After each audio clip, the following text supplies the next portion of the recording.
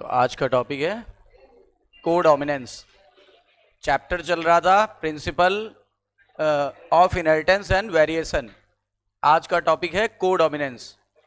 अच्छा, codominance Mendel के second law का अपवाद है कि नहीं है? मेंडल के सेकंड लॉ के दो अपवाद हैं, सॉरी फर्स्ट लॉ के दो अपवाद हैं। मतलब मेंडल का सेकंड लॉ का अपवाद ये नहीं है। ये किसका अपवाद है? डोमिनेंस वाले का। डोमिनेंस कौन सा होता है?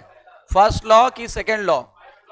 हाँ, और जो सेकंड लॉ का अपवाद है जिसको लॉ ऑफ सेग्रीगेशन कहते हैं वो है non disjunction of chromosome.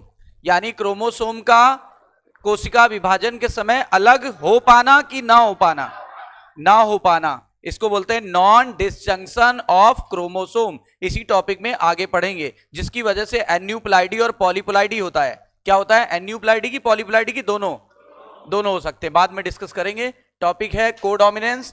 This is the exception of Mendel first law की Mendel second law, Mendel first law. और दूसरा था इनकम्प्लीट डोमिनेंस। अच्छा, कैसे पता करते हैं कि ये इसका एक्सेप्शन है? मतलब एक्सेप्शन कैसे पता लगता है? अगर फिनोटिपिक रेशियो 3:1 ना आकर के कुछ और आ जाए, जैसे यहां क्या आया था? अच्छा, कोडोमिनेंस में भी कितना आता है? हाँ, तो समझ जाएंगे कि ये डेविएट हो गया। इसका मतलब लॉ ऑफ डोमिनेंस को फॉलो नहीं कर रहा है। और एक बात और, यहां जीनोटिपिक रेशियो और फिनोटिपिक रेशियो दोनों अलग अलग आता था, और यहां पर जीनोटिपिक रेशियो और फिनोटिपिक रेशियो कैसा है? सेम पाया जाता है। तो ये दो तरीके हैं जिससे आप आइडेंटिफाई कर सकते हो। देखो, कल हम लोग ने बात की थी कि अगर दोनों बच्चा जो है, ऑफस्प्रिंग जो है, अगर अपने किसी एक पेरेंट से मैच कर रहा है, जैसे 150 सेंटीमीटर और 30 सेंटीमीटर वाला हम लोग ने एग्जांपल लिया था, अगर जो पौधा बन रहा है अगर 150 वाला हुआ तो कौन सा हुआ? Law of dominance. और अगर मान लो 150 और 30 वाला हुआ और बीच में 90 आता है, 150 और 30 180, 180 का औसत क्या आता है? 180 का आधा 90। तो अगर बीच का करेक्टर आता, अगर पौधे की हाइट 90 सेंटीमीटर होती तो हम समझ जाते इनकम्प्लीट डोमिनेंस है। लेकिन अब ऐसा हो जाए, कुछ पौधे आप मतलब एक ही पौधे में 120 हाइट वाले भी मिल रहे हैं और मान लो 130 वाले भी मिल रहे हैं। इसको कलर से समझो, ज्यादा समझ में आएगा। रेड इंटू व्हाइट, अगर रेड को हम व्हाइट के साथ क्रॉस कराएं और रेड आ रहा है तो कौन सा रूल फॉलो हुआ?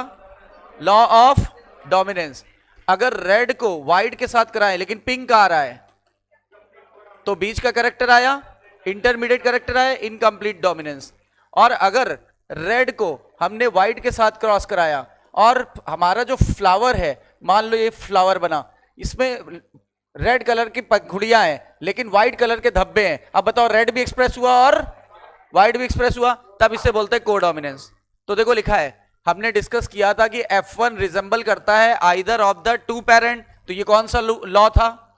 कह रहा दोनों में से एक से मैच करे तो डोमिनेंस। अगर बीच में करेक्टर हो तो, लेकिन कोडोमिनेंस में जो F1 पीढ़ी में है उसमें दोनों पेरेंट के करेक्टर आएंगे। बोलो क्लियर है कि नहीं?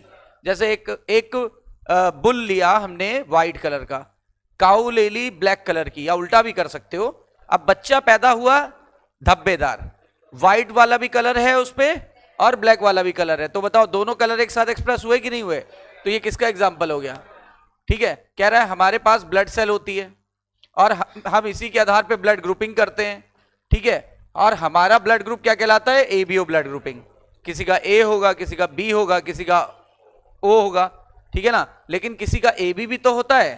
अब देखो, ए भी डोमिनेंट है और बी भी डोमिनेंट है, तो ए ब्लड ग्रुप ये law of dominance, sorry codominance का एग्जांपल नहीं है। बी ब्लड ग्रुप कोडोमिनेंस का एग्जांपल नहीं है।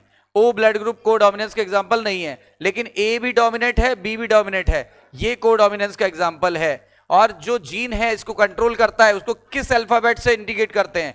आई। कल बताया था हर एक जीन को एक अल्फाबेट से इंडिकेट करते हैं। हमारा ब्लड ग्रुप डिसाइड करने वाला जो जीन है उसका नाम आई जीन होता है, ठीक है ना। इसकी प्लाज्मा मेम्ब्रेन पे, मतलब जो सेल के अंदर है, आई जीन मान लो इस सेल के अंदर है, इसकी प्लाज्मा मेम्ब्रेन पे कुछ शुगर के पॉलीमर पाए जाते हैं, यानी शुगर के कुछ पॉलीमर होते हैं, यानी शुगर उभरी रहती है, शुगर उभरी रहती है। ठीक है, ये लिखा हुआ है शुगर पॉलीमर, जो इससे उभरी हुई है। प्रोट्रूड मतलब बाहर आना, जो इससे उभरी हुई, कहां? सरफेस से उभरी हुई है। और ये डिपेंड करेगा कि आई जीन कैसी शुगर कंट्रोल कर रहा है। देखो ऐसी शुगर मान लो कंट्रोल कर रहा है, मेरे पास ऐसी शुगर है, तो इसको नाम दे दिया गया ए ब्लड ग्रुप। अगर मेरे पास ऐसी शुगर होती, अगर मान लो, तो मेरे को नाम दे दिया गया बी। अगर मेरे पास कोई शुगर नहीं है तो ओ, और अगर मेरे पास ए वाली भी शुगर है और बी वाली भी शुगर है तो मेरा ब्लड ग्रुप क्या हो जाता? तो ए बी हो जाता। अब बताओ, ये तो लॉ ऑफ डोमिनेंस का एग्जांपल नहीं है, ये भी लॉ ऑफ डोमिनेंस का एग्जांपल नहीं है, ये भी लॉ ऑफ डोमिनेंस का लॉ ऑफ कोडोमिनेंस का एग्जांपल नहीं है, ये कोडोमिनेंस का एग्जांपल है, क्योंकि इसमें ए भी एक्सप्रेस हो रहा है और बी भी। इसको लिखते हैं ऐसे, आई ए या आई नॉट, इसको लिखते हैं आई बी या आई नॉट। इस पे आई नॉट। इनफैक्ट आई कैसे लिखा जाता है? स्मॉल, क्योंकि ये दोनों तो डोमिनेंट है, लेकिन ये रिसेसिव होता है, ठीक है। और ये देखो यहां आई ए ऐसे, कैपिटल आई ए और कैपिटल आई बी। अब बताओ दोनों डोमिनेंट है कि नहीं है? तो लॉ ऑफ डोमिनेंस का एग्जांपल बन गया। अब कह रहा है एबीओ ब्लड ग्रुप पे जो शुगर थी उसको हम तीन तरीके से एक्सप्रेस कर सकते थे। किसी के पास ए वाली शुगर है, किसी के पास बी वाली है, किसी के पास स्मॉल आई का मतलब जो ओ बनाएगा, ये देखो दोनों कैपिटल लेटर में लिखे, डोमिनेंट है। ये देखो स्मॉल लेटर में लिखा है, रेसेसिव है। कह रहा है आई ए और आई बी ये डिफरेंट टाइप की शुगर बनाते हैं कि सेम टाइप की? जबकि आई कोई शुगर नहीं बनाता, बिकॉज ह्यूमन इज डिप्लाइड। चूंकि हम लोग डिप्लाइड हैं तो हमारे पास कोई दो कॉम्बिनेशन तो होगा ही होगा। जरा सोच के देखो, मेरे पापा से मिला ये, मेरी मम्मी से भी मिला ये, मेरा ब्लड ग्रुप ए। मेरे पापा से मिला आई ए और मम्मी से मिला स्मॉल आई, फिर भी मेरा ब्लड ग्रुप, क्यों क्या? लॉ ऑफ डोमिनेंस लग गया। अच्छा, मेरे पापा से मिला मुझे बी, मम्मी से भी मिला बी, तो मैं हुआ बी। पापा से मिला मुझे स्मॉल आई मान लो, मम्मी से मिला ये वाला बी, तो भी मेरा ब्लड ग्रुप क्या हुआ? तो अगर मुझे पापा से भी स्मॉल आई मिला, मम्मी से भी स्मॉल आई मिला, तो क्या हो जाएगा? ओ ब्लड ग्रुप, ठीक है ना, ओ ब्लड ग्रुप। तो कह रहा है चूंकि हम डिप्लाइड है तो हमारे पास कितने एलील होंगे? आई के दो एलील होंगे। आई ए आई बी वाला जो है केस है, आई ए आई बी वाला, ये डोमिनेंट है। आई ए आई बी कैसा है? जबकि स्मॉल आई कैसा है? रिसेसिव है ओवर स्मॉल आई। दूसरे शब्दों में हम कह सकते हैं आई ए आई नॉट, ये क्या एक्सप्रेस करेगा? आई ए, क्योंकि स्मॉल आई तो कोई शुगर बनाता नहीं है। अब जिसका ब्लड ग्रुप आई बी और आई नॉट, पापा से मिला आई बी, मम्मी से मिला ये, या फिर मम्मी से मिला ये पापा से मिला ये अपोजिट पार्टनर से, तो भी कॉम्बिनेशन वही बनेंगे। तो क्या हो जाएगा? इसका ब्लड ग्रुप भी बी आएगा। लेकिन कह रहा है यहां आई बी एक्सप्रेस हुआ लेकिन स्मॉल आई एक्सप्रेस नहीं हुआ, क्योंकि ये डोमिनेंट है और ये रेसेसिव। लेकिन अगर पापा से भी आई ए मिल गया, मम्मी से भी आई बी मिल गया, तो फिर क्या हो जाएगा? अब बच्चे के पास दोनों एक्सप्रेस होंगे और दोनों अपनी अपनी शुगर बनाएंगे। इसका कारण क्या था? कोडोमिनेंस। अब ये इसके आरबीसी के ऊपर कौन सी शुगर बनेगी? ए वाली की, बी वाली की, दोनों वाली? दोनों वाली बनेगी। क्योंकि तीन डिफरेंट टाइप के हमारे पास एलील हैं। हमारी सोसाइटी में कितने एलील हैं? तीन। किसी के पास आई है और किसी के पास आई बी है, किसी के पास स्मॉल आई है। जिसका ब्लड ग्रुप ए है उसके पास देखो ऐसा कॉम्बिनेशन हो सकता है, उसके पास ऐसा कॉम्बिनेशन हो सकता है, आई ए मम्मी से मिला, आई ए पापा से मिला, या अपोजिट पार्टनर से मिला, ठीक है। तो ब्लड ग्रुप क्या बना? आई ए आई बी। तो क्या बना? ये लॉ ऑफ डोमिनेंस का एग्जांपल, लॉ ऑफ कोडोमिनेंस का एग्जांपल है कि नहीं है? ये देखो इसमें ये आई ए और स्मॉल आई, ये लॉ ऑफ डोमिनेंस का एग्जांपल है। आई ए आई बी, ये फिर किसका एग्जांपल बन गया? कोडोमिनेंस। ये देखो यहां तो लॉ ऑफ डोमिनेंस लग ही नहीं रहा, ना तो कोडोमिनेंस लग रहा है, क्योंकि दोनों समान है। यहां देखिए ये लॉ ऑफ डोमिनेंस लग रहा है, ये यहां पे कोई डोमिनेंट है ही नहीं, रेसेसिव है। रेसेसिव है तो अपनी शुगर बना ही नहीं रहा है, तो ब्लड ग्रुप का नाम क्या बना दिया? बी। अच्छा, कितने टाइप के जीनोटाइप मिले? एक, दो और ये तो कॉमन है दोनों में, तो एक और दो और एक तीन और एक चार और एक पांच और एक छह टाइप के मिले। अच्छा, फिनोटाइप कितने मिले? चार। A B O. देखो निकालने के लिए बेस्ट तरीका मैं बता रहा हूं। अगर आपको फिनोटाइप निकालना है तो जितने एलील हैं उसमें +1 कर दो, और अगर जीनोटाइप निकालना है तो n/2 ब्रैकेट में n+1 यानी 3/2 और 3+1 यानी कि 3/2 का मतलब 1.5 और इसका मतलब 4, कितना आ गया? 6। देखो 6 आ गया। ये दो फार्मूले मैंने बता दिया आपको। टोटल नंबर ऑफ एलील में एक जोड़ दें तो फिनोटाइप आ जाएगा। जीनोटाइप निकालने के लिए फार्मूला है n/2 ब्रैकेट में n+1, ब्रैकेट में n+1। अब देखो कह रहा है कि चूंकि हमारा blood group ABO blood group है और एबीओ ब्लड ग्रुप ये किसका ऑल्सो लगाया है, ऑल्सो कह रहा है ABO blood grouping is also provide a good example of multiple alleles. मतलब कोडोमिनेंस में तो आ ही रहा था, मल्टीपल एलिल्स का भी एग्जांपल बन गया। क्यों? क्योंकि हमारी सोसाइटी में दो एलिल नहीं है, दो से ज्यादा एलिल हैं। कितने एलिल हैं?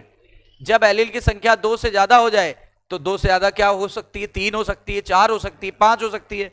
हमारे ब्लड ग्रुप में कितनी है? तीन थी, तो इसको बोला गया क्या? इसको बोल दिया गया मल्टीपल एलिलिज्म। मल्टीपल एलिलिज्म, अगर दो होती तो मल्टीपल एलिलिज्म का एग्जांपल नहीं बनता, लेकिन दो से ज्यादा है तो किसका एग्जांपल बन गया? और कह रहा है चूंकि आप देखो हमारे पास मोर देन वन एलिल है, here you can see there are more than two allele. ठीक है, कितने एलिल हैं? दो से ज्यादा कितने? और करेक्टर किसको कंट्रोल कर रहे हैं? Same. Many allele control the same character. बहुत तीन एलिल मिलकर के एक ही काम कर रहे हैं, क्या? ब्लड ग्रुप का निर्धारण, ब्लड ग्रुप को डिटरमाइन कर रहे हैं। ठीक है ना। फिर इन्होंने बोला किसी भी व्यक्ति के पास मिनिमम कितने एलिल हो सकते हैं? मेरे पास हमेशा दो, इनके पास दो, इनके पास दो। क्यों दो? एक मम्मी से प्राप्त होगा, एक पापा से प्राप्त होगा। ऐसा तो हो नहीं सकता पापा से डबल आ जाए, मम्मी से सिंगल आए। कल क्या सीखा था? लॉ ऑफ सेग्रीगेशन में जो जीन के पेयर होते हैं वो अलग अलग हो जाते हैं, या जो एलिल के जोड़े होते हैं वो टूट जाते हैं। इसी को तो लॉ ऑफ सेग्रीगेशन बोलते हैं। इसीलिए गैमिट हमेशा एक कॉपी रिसीव करता है जीन की कि दोनों कॉपी रिसीव करता है? यानी एक एलिल रिसीव करता है कि दोनों एलिल रिसीव करता है? एक एलिल रिसीव करता है। फिर लिखा हुआ है चूंकि किसी भी व्यक्ति के अंदर केवल दो ही एलिल हो सकते हैं। किसी भी व्यक्ति का मतलब इंडिविजुअल, किसी, मैं एक इंडिविजुअल, आप एक इंडिविजुअल, ये एक इंडिविजुअल, हर एक इंडिविजुअल में केवल दो ही एलिल हो सकते हैं, एक मम्मी से और एक पापा से। लेकिन हम सबकी सोसाइटी को देखा जाए, हमारी आबादी को देखा जाए, तो मेरे पास मान लो दो हैं, इनके पास भी दो हैं, इनके पास भी दो हैं, लेकिन वैरायटी चेक करो। किसी के पास ए और बी वाला है, किसी के पास केवल ए वाला है, किसी के पास स्मॉल आई वाला है, किसी के पास, तो तीन तरह के हो गए कि नहीं हो गए? अगर हमारी पूरी पॉपुलेशन को चेक करें, जब हम अपनी पॉपुलेशन को चेक करते हैं, उसका अध्ययन करते हैं, तो आपको कौन सा रूल फॉलो करना होता है? Multiple allele. मतलब multiple allele is not valid for the individual, valid only valid for population. आया हुआ क्वेश्चन है। अच्छा आप देखो क्या कह रहा है, एक जीन कई सारे, एक जीन एक प्रभाव छोड़ता है। एक जीन के अंदर कितने कैरेक्टर छुपे रहते हैं? One gene one character. बताओ, एक जीन एक कैरेक्टर को कंट्रोल करता है। जैसे मेरा हाइट का जीन हाइट ही कंट्रोल करेगा, मेरे स्किन कलर का जीन स्किन कलर ही निर्धारित करेगा। अब आप बताओ, एक जीन एक काम करता है कि अनेक काम करता है? लेकिन अपवाद हर जगह है, ठीक है ना, या नेचर में चेंजेस होते रहते हैं। इस वजह से कुछ अपवाद देखे गए मॉडर्न जेनेटिक्स में। मेंडल ने नहीं देखा था। मॉडर्न जेनेटिक्स में क्या देखा गया? कई, एक जीन कई सारे काम कर सकता है। One gene many work, one gene many work. इस फिनोमिना को बोलते हैं प्लियोट्रॉपी। क्या बोलते हैं? प्लियोट्रॉपी। ये देखो, ये अपवाद है, प्लियोट्रॉपी। प्लियोट्रॉपी का मतलब one gene many work, one gene many work. Many work को आप मैनी फिनोटाइप भी बोल सकते हो। एक जीन कई सारे फिनोटाइप दिखाए या एक जीन कई सारे कार्य करे तो उसको बोलते हैं क्या? प्लियोट्रॉपी। देखो लिखा है single gene produce more than one effect. आ गया? एक जीन एक इफेक्ट दिखा रहा है कि एक से ज्यादा इफेक्ट दिखा रहा है? एक काम कर रहा है कि अनेक काम कर रहा है? इसी को बोलते हैं प्लियोट्रॉपी। हेडिंग नहीं डली हुई है, लेकिन याद रखना एनसीईआरटी ने अपवाद के चक्कर में यहां दे दिया है। बोला स्टार्च बनाने के लिए मटर में, मटर के सीड में स्टार्च बनाने के लिए कितने जीन है? एक ही जीन है, और उसको किस लेटर से इंडिकेट किया गया? बी। स्टार्च बनाने वाला मटर में जो जीन होता है उसका नाम बी जीन। अब देखो, मान लो ये वाली मटर को इस वाली मटर के साथ क्रॉस कराया, मतलब इसका बीज था गोल, क्योंकि इसमें स्टार्च ब्रांचिंग एंजाइम ज्यादा होते हैं, जिसकी वजह से स्टार्च में बहुत सारी ब्रांचेस निकल आती हैं। ब्रांचेस जितनी ज्यादा निकलेंगी, मटर उतना फूला फूला और गोल होगा। अच्छा, इसमें ये रिसेसिव है। अगर रिसेसिव है तो इसमें ब्रांचेस बहुत कम होगी। ब्रांचेस बहुत कम है तो ये फूल नहीं पाता, बल्कि ये झुर्रीदार रह जाता है, जिसको इंग्लिश में बोलते हैं रिंकल्ड। अब बताओ, जब एक गोल सीड वाले फूल मटर के पौधे को एक झुर्रीदार मटर के पौधे से क्रॉस कराते हैं तो F1 पीढ़ी में आपको क्या मिलेगा? ये अलग हो जाएगा, ये अलग हो जाएगा, ये इसके साथ कंबाइन हो जाएगा, कैपिटल बी स्मॉल बी। देखो, चाहे ये आए, चाहे ये आए, रिजल्ट तो यही आएगा ना, रिजल्ट तो यही आ रहा है ना। अब बताओ, ये इस पे डोमिनेट हो जाएगा कि नहीं हो जाएगा? ये इस पे डोमिनेट हुआ कि नहीं हुआ? लेकिन यहां पर पता क्या होगा? यहां पर आपको आपको गोल सीड तो मिलेगा क्योंकि कैपिटल बी है, लेकिन इसका साइज ध्यान देना, इसका साइज इतना बड़ा था, मान लो 5 मिलीमीटर था, इसका था 2 मिलीमीटर, और ये आ रहा है लगभग 5 हो तो 3.5 मिलीमीटर। अब बताओ इस हिसाब से ये कौन सा एग्जाम्पल बन गया? Incomplete dominance. इनकम्प्लीट डोमिनेंस, ये किसका एग्जाम्पल बन गया? Incomplete dominance. लेकिन जब अगली पीढ़ी में गए, अगली पीढ़ी कौन सी? F2 ना। देखना अभी एक इफेक्ट दिखा है कि दो इफेक्ट दिखे? एक इफेक्ट दिखा। अब जरा सोचो, यहां बता देते हैं, यहां देखना। अब जब हम F2 पीढ़ी में जाते हैं तो F2 में क्या कराते हैं? F1 की सेल्फिंग ना। F2 पीढ़ी में क्या कराते हैं? F1 की सेल्फिंग। और F1 में अपने को क्या मिला था? Capital B small B into capital B small B. इसका मेल ले लो, इसी का फीमेल ले लो। अब अभी पहले गैमिट अलग होंगे, जब गैमिट अलग होंगे तो देखो कैपिटल बी इधर आ गया, कैपिटल बी स्मॉल बी इधर आ गया, ये कैपिटल स्मॉल बी इधर लिख दो। अब कैपिटल बी क्रॉस हुआ, कैपिटल बी के साथ स्मॉल बी आया, कैपिटल बी के साथ स्मॉल बी आया, स्मॉल बी के साथ स्मॉल बी आया। अब आप बताओ इसका जरा देखते हैं, ये ऐसा गोल बड़ा गोल, ये और ये छोटे वाले गोल, और ये बताओ ये झुर्रीदार। अब आप बताओ यहां पे क्या हुआ? वो आप क्या देखो, पहले आप क्या देख रहे थे? पहले आपने देखा किस किस साइज के थे, पहले आपने साइज के हिसाब से चेक किया था, तो साइज के हिसाब से 3 साइज के मिले, बड़ा, बीच वाला और सबसे छोटा रिंकल वाला। तो जब आप साइज देख रहे थे तो एक इफेक्ट नजर आया, उसमें इनकम्प्लीट डोमिनेंस दिखा। अब जब आप साइज मत देखो, क्या देखो? शेप देखो, शेप। तो शेप दो ही टाइप के तो मिलेंगे, राउंडेड और रिंकल्ड, राउंडेड और रिंकल्ड। अब देखो एक ही जीन ने शेप के आधार पे अलग परिणाम दिया और साइज के हिसाब से अलग परिणाम दिया, हो गया प्लियोट्रॉपी, हो गया मल्टीपल इफेक्ट। एक ही जीन ने एक से ज्यादा काम कर दिया कि नहीं कर दिया? इसी को बोलते हैं प्लियोट्रॉपी। अब देखो पढ़ भी लेते हैं इसको जल्दी से। क्या बोला है?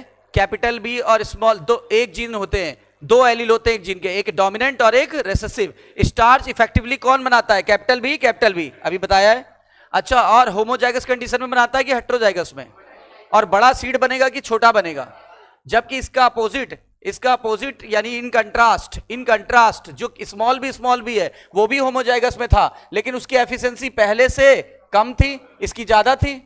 ये लार्ज स्टार्च बना रहा था, ये कम स्टार्च बनाएगा, इसीलिए ये छोटा रह जाएगा और झुर्रीदार हो जाता है। ठीक है, मैचुरेशन के बाद कैपिटल बी गोल हो जाता है और स्मॉल बी देखो झुर्रीदार रह गया।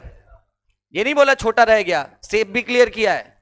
उसके बाद हेट्रोजाइगस मतलब ये वाला कैपिटल बी स्मॉल बी जो F1 पीढ़ी में मिला था, वो कैसा होगा? वो राउंडेड होगा लेकिन इंटरमीडिएट होगा, but starch grain produce are in intermediate size. यानी कैपिटल बी किस साइज का होगा?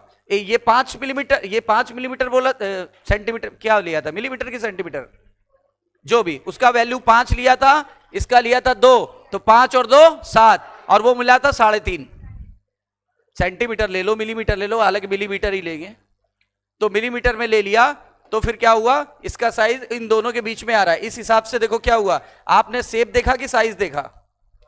साइज देखा। अब शेप देख लो, अगर आप शेप को देखोगे तो क्या हो जाएगा? शेप में दो ही शेप मिलेंगे, ये और ये वाला, ये कैपिटल बी स्मॉल बी और कैपिटल बी ये दोनों कैसे मिलेंगे? जबकि स्मॉल बी कैसा मिलेगा?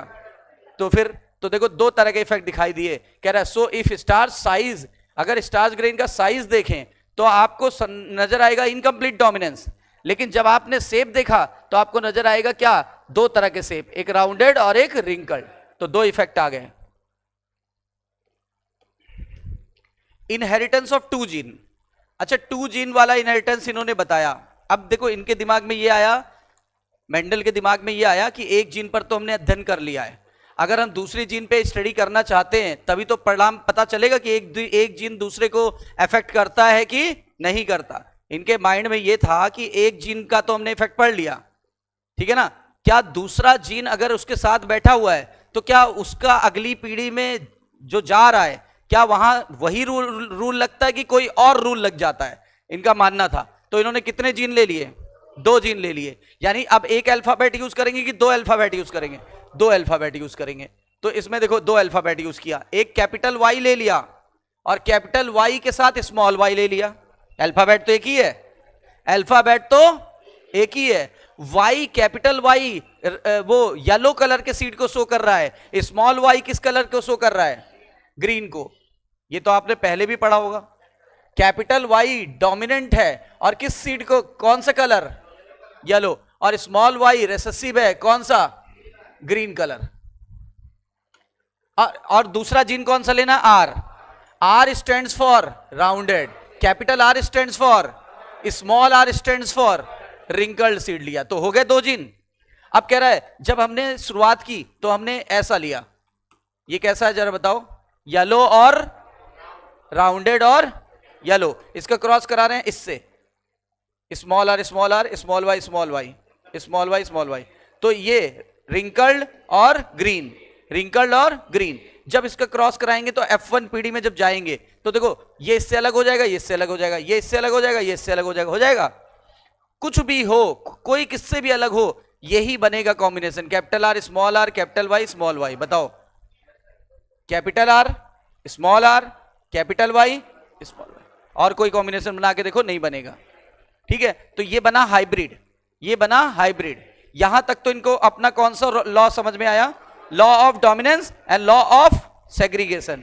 ये तो इनको समझ में आ रहा था, ये और सही भी था। इन्होंने कहा है इसका मतलब जीन कितने भी हों, ये सारे वही लॉ फॉलो करते हैं जो अकेले अकेले कर रहे थे।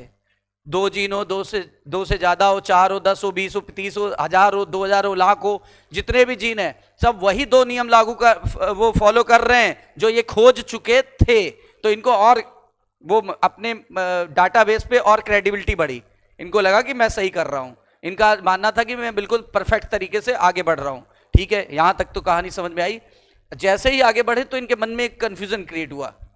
अगला जब उन्होंने क्रॉस कराया ना, तो देखो ये क्रॉस वही था जो अभी बता रहा हूं। कैसा मिला? राउंडेड येलो हाइब्रिड F1 में। जब इन्होंने इसकी सेल्फिंग कराई तो सेल्फिंग कराने पर पहले गैमेट बताओ इसके कितने गैमेट बनेंगे। अगर कोई तुरंत पूछ ले इसके कितने गैमेट बनेंगे, चलो चलो एक मिनट, इसके कितने गैमेट बनेंगे? 3 बनते ही नहीं।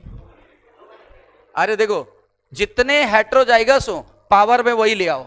तो 2 की पावर 1 बराबर 2 की पावर 1 2 होता है, 2 की पावर 0 बराबर 1 होता है, 2 इंटू 0 बराबर 0 होता है। किसी भी संख्या का 0 से गुणा कर दो 0 हो जाएगा, लेकिन पावर में 0 होती तो 1 हो जाएगा। बोलो, यहां 2 की पावर 1 बराबर 2। अब यहां यही वाला फार्मूला लगाओ, 2 की पावर 2 बराबर, तो 4 गैमेट बनेंगे, 1 2 3 4। ये मेल, अगर इसको फीमेल मान के चले तो 4, मेल मान के चलो तो भी 4, मेल के 4 इसके 4, तो 4 4 जा 16, तो 16 खाने बनेंगे। यानी कितने बच्चे बने इसके? कितने बच्चे का मतलब है यहां सीड, कितने सीड बने? और अगर इंसान का केस होता तो बेबीज बन जाते। तो 16। तो याद रखो जितने गैमिट होते हैं उनको मल्टीप्लाई करा लो, टोटल नंबर ऑफ ऑफस्प्रिंग पता चल जाते हैं, टोटल नंबर ऑफ ऑफस्प्रिंग पता चल जाते हैं। जैसे मैं आपसे पूछूं एक छोटा सा question, capital A capital B का क्रॉस करा रहा हूं, capital A small A capital B small B. अब बताओ इसके कितने गैमिट बनेंगे? 2 की पावर 0 बराबर 1 1, और कौन सा बनेगा? इसको इससे अलग करो, इसको अलग करो, ए और बी, ये बनेगा। यहां देखो, यहां ये इससे अलग होगा, ये इससे अलग होगा, ठीक है ना? तो एक गैमेट बनेगा कैपिटल ए कैपिटल बी, एक इसके साथ कंबाइन होगा, एक इसके साथ कंबाइन होगा, एक इसके साथ कंबाइन होगा, फिर ये इसके साथ कंबाइन होगा, कैपिटल ए के साथ स्मॉल बी, और स्मॉल ए के साथ स्मॉल बी। बोलो हो गया कि नहीं? लेकिन पता है ये आपको थोड़ा सोचना पड़ रहा है, मैं आपको एक शॉर्ट ट्रिक बताता हूं। हाँ, तो कितने बने? 4 4 इंटू 1 बराबर कितने बच्चे बनेंगे? 4 ही बनेंगे। तो हम डिसाइड नहीं करते हैं कि डाई हाइब्रिड में 4 ही बनेंगे, डिसाइड करता है क्रॉस। जैसे इसमें बताओ कितने बनेंगे?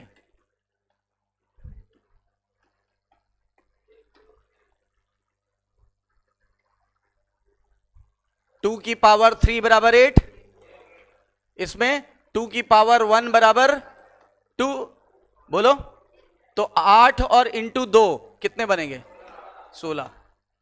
अगर इसका इससे क्रॉस करा दें,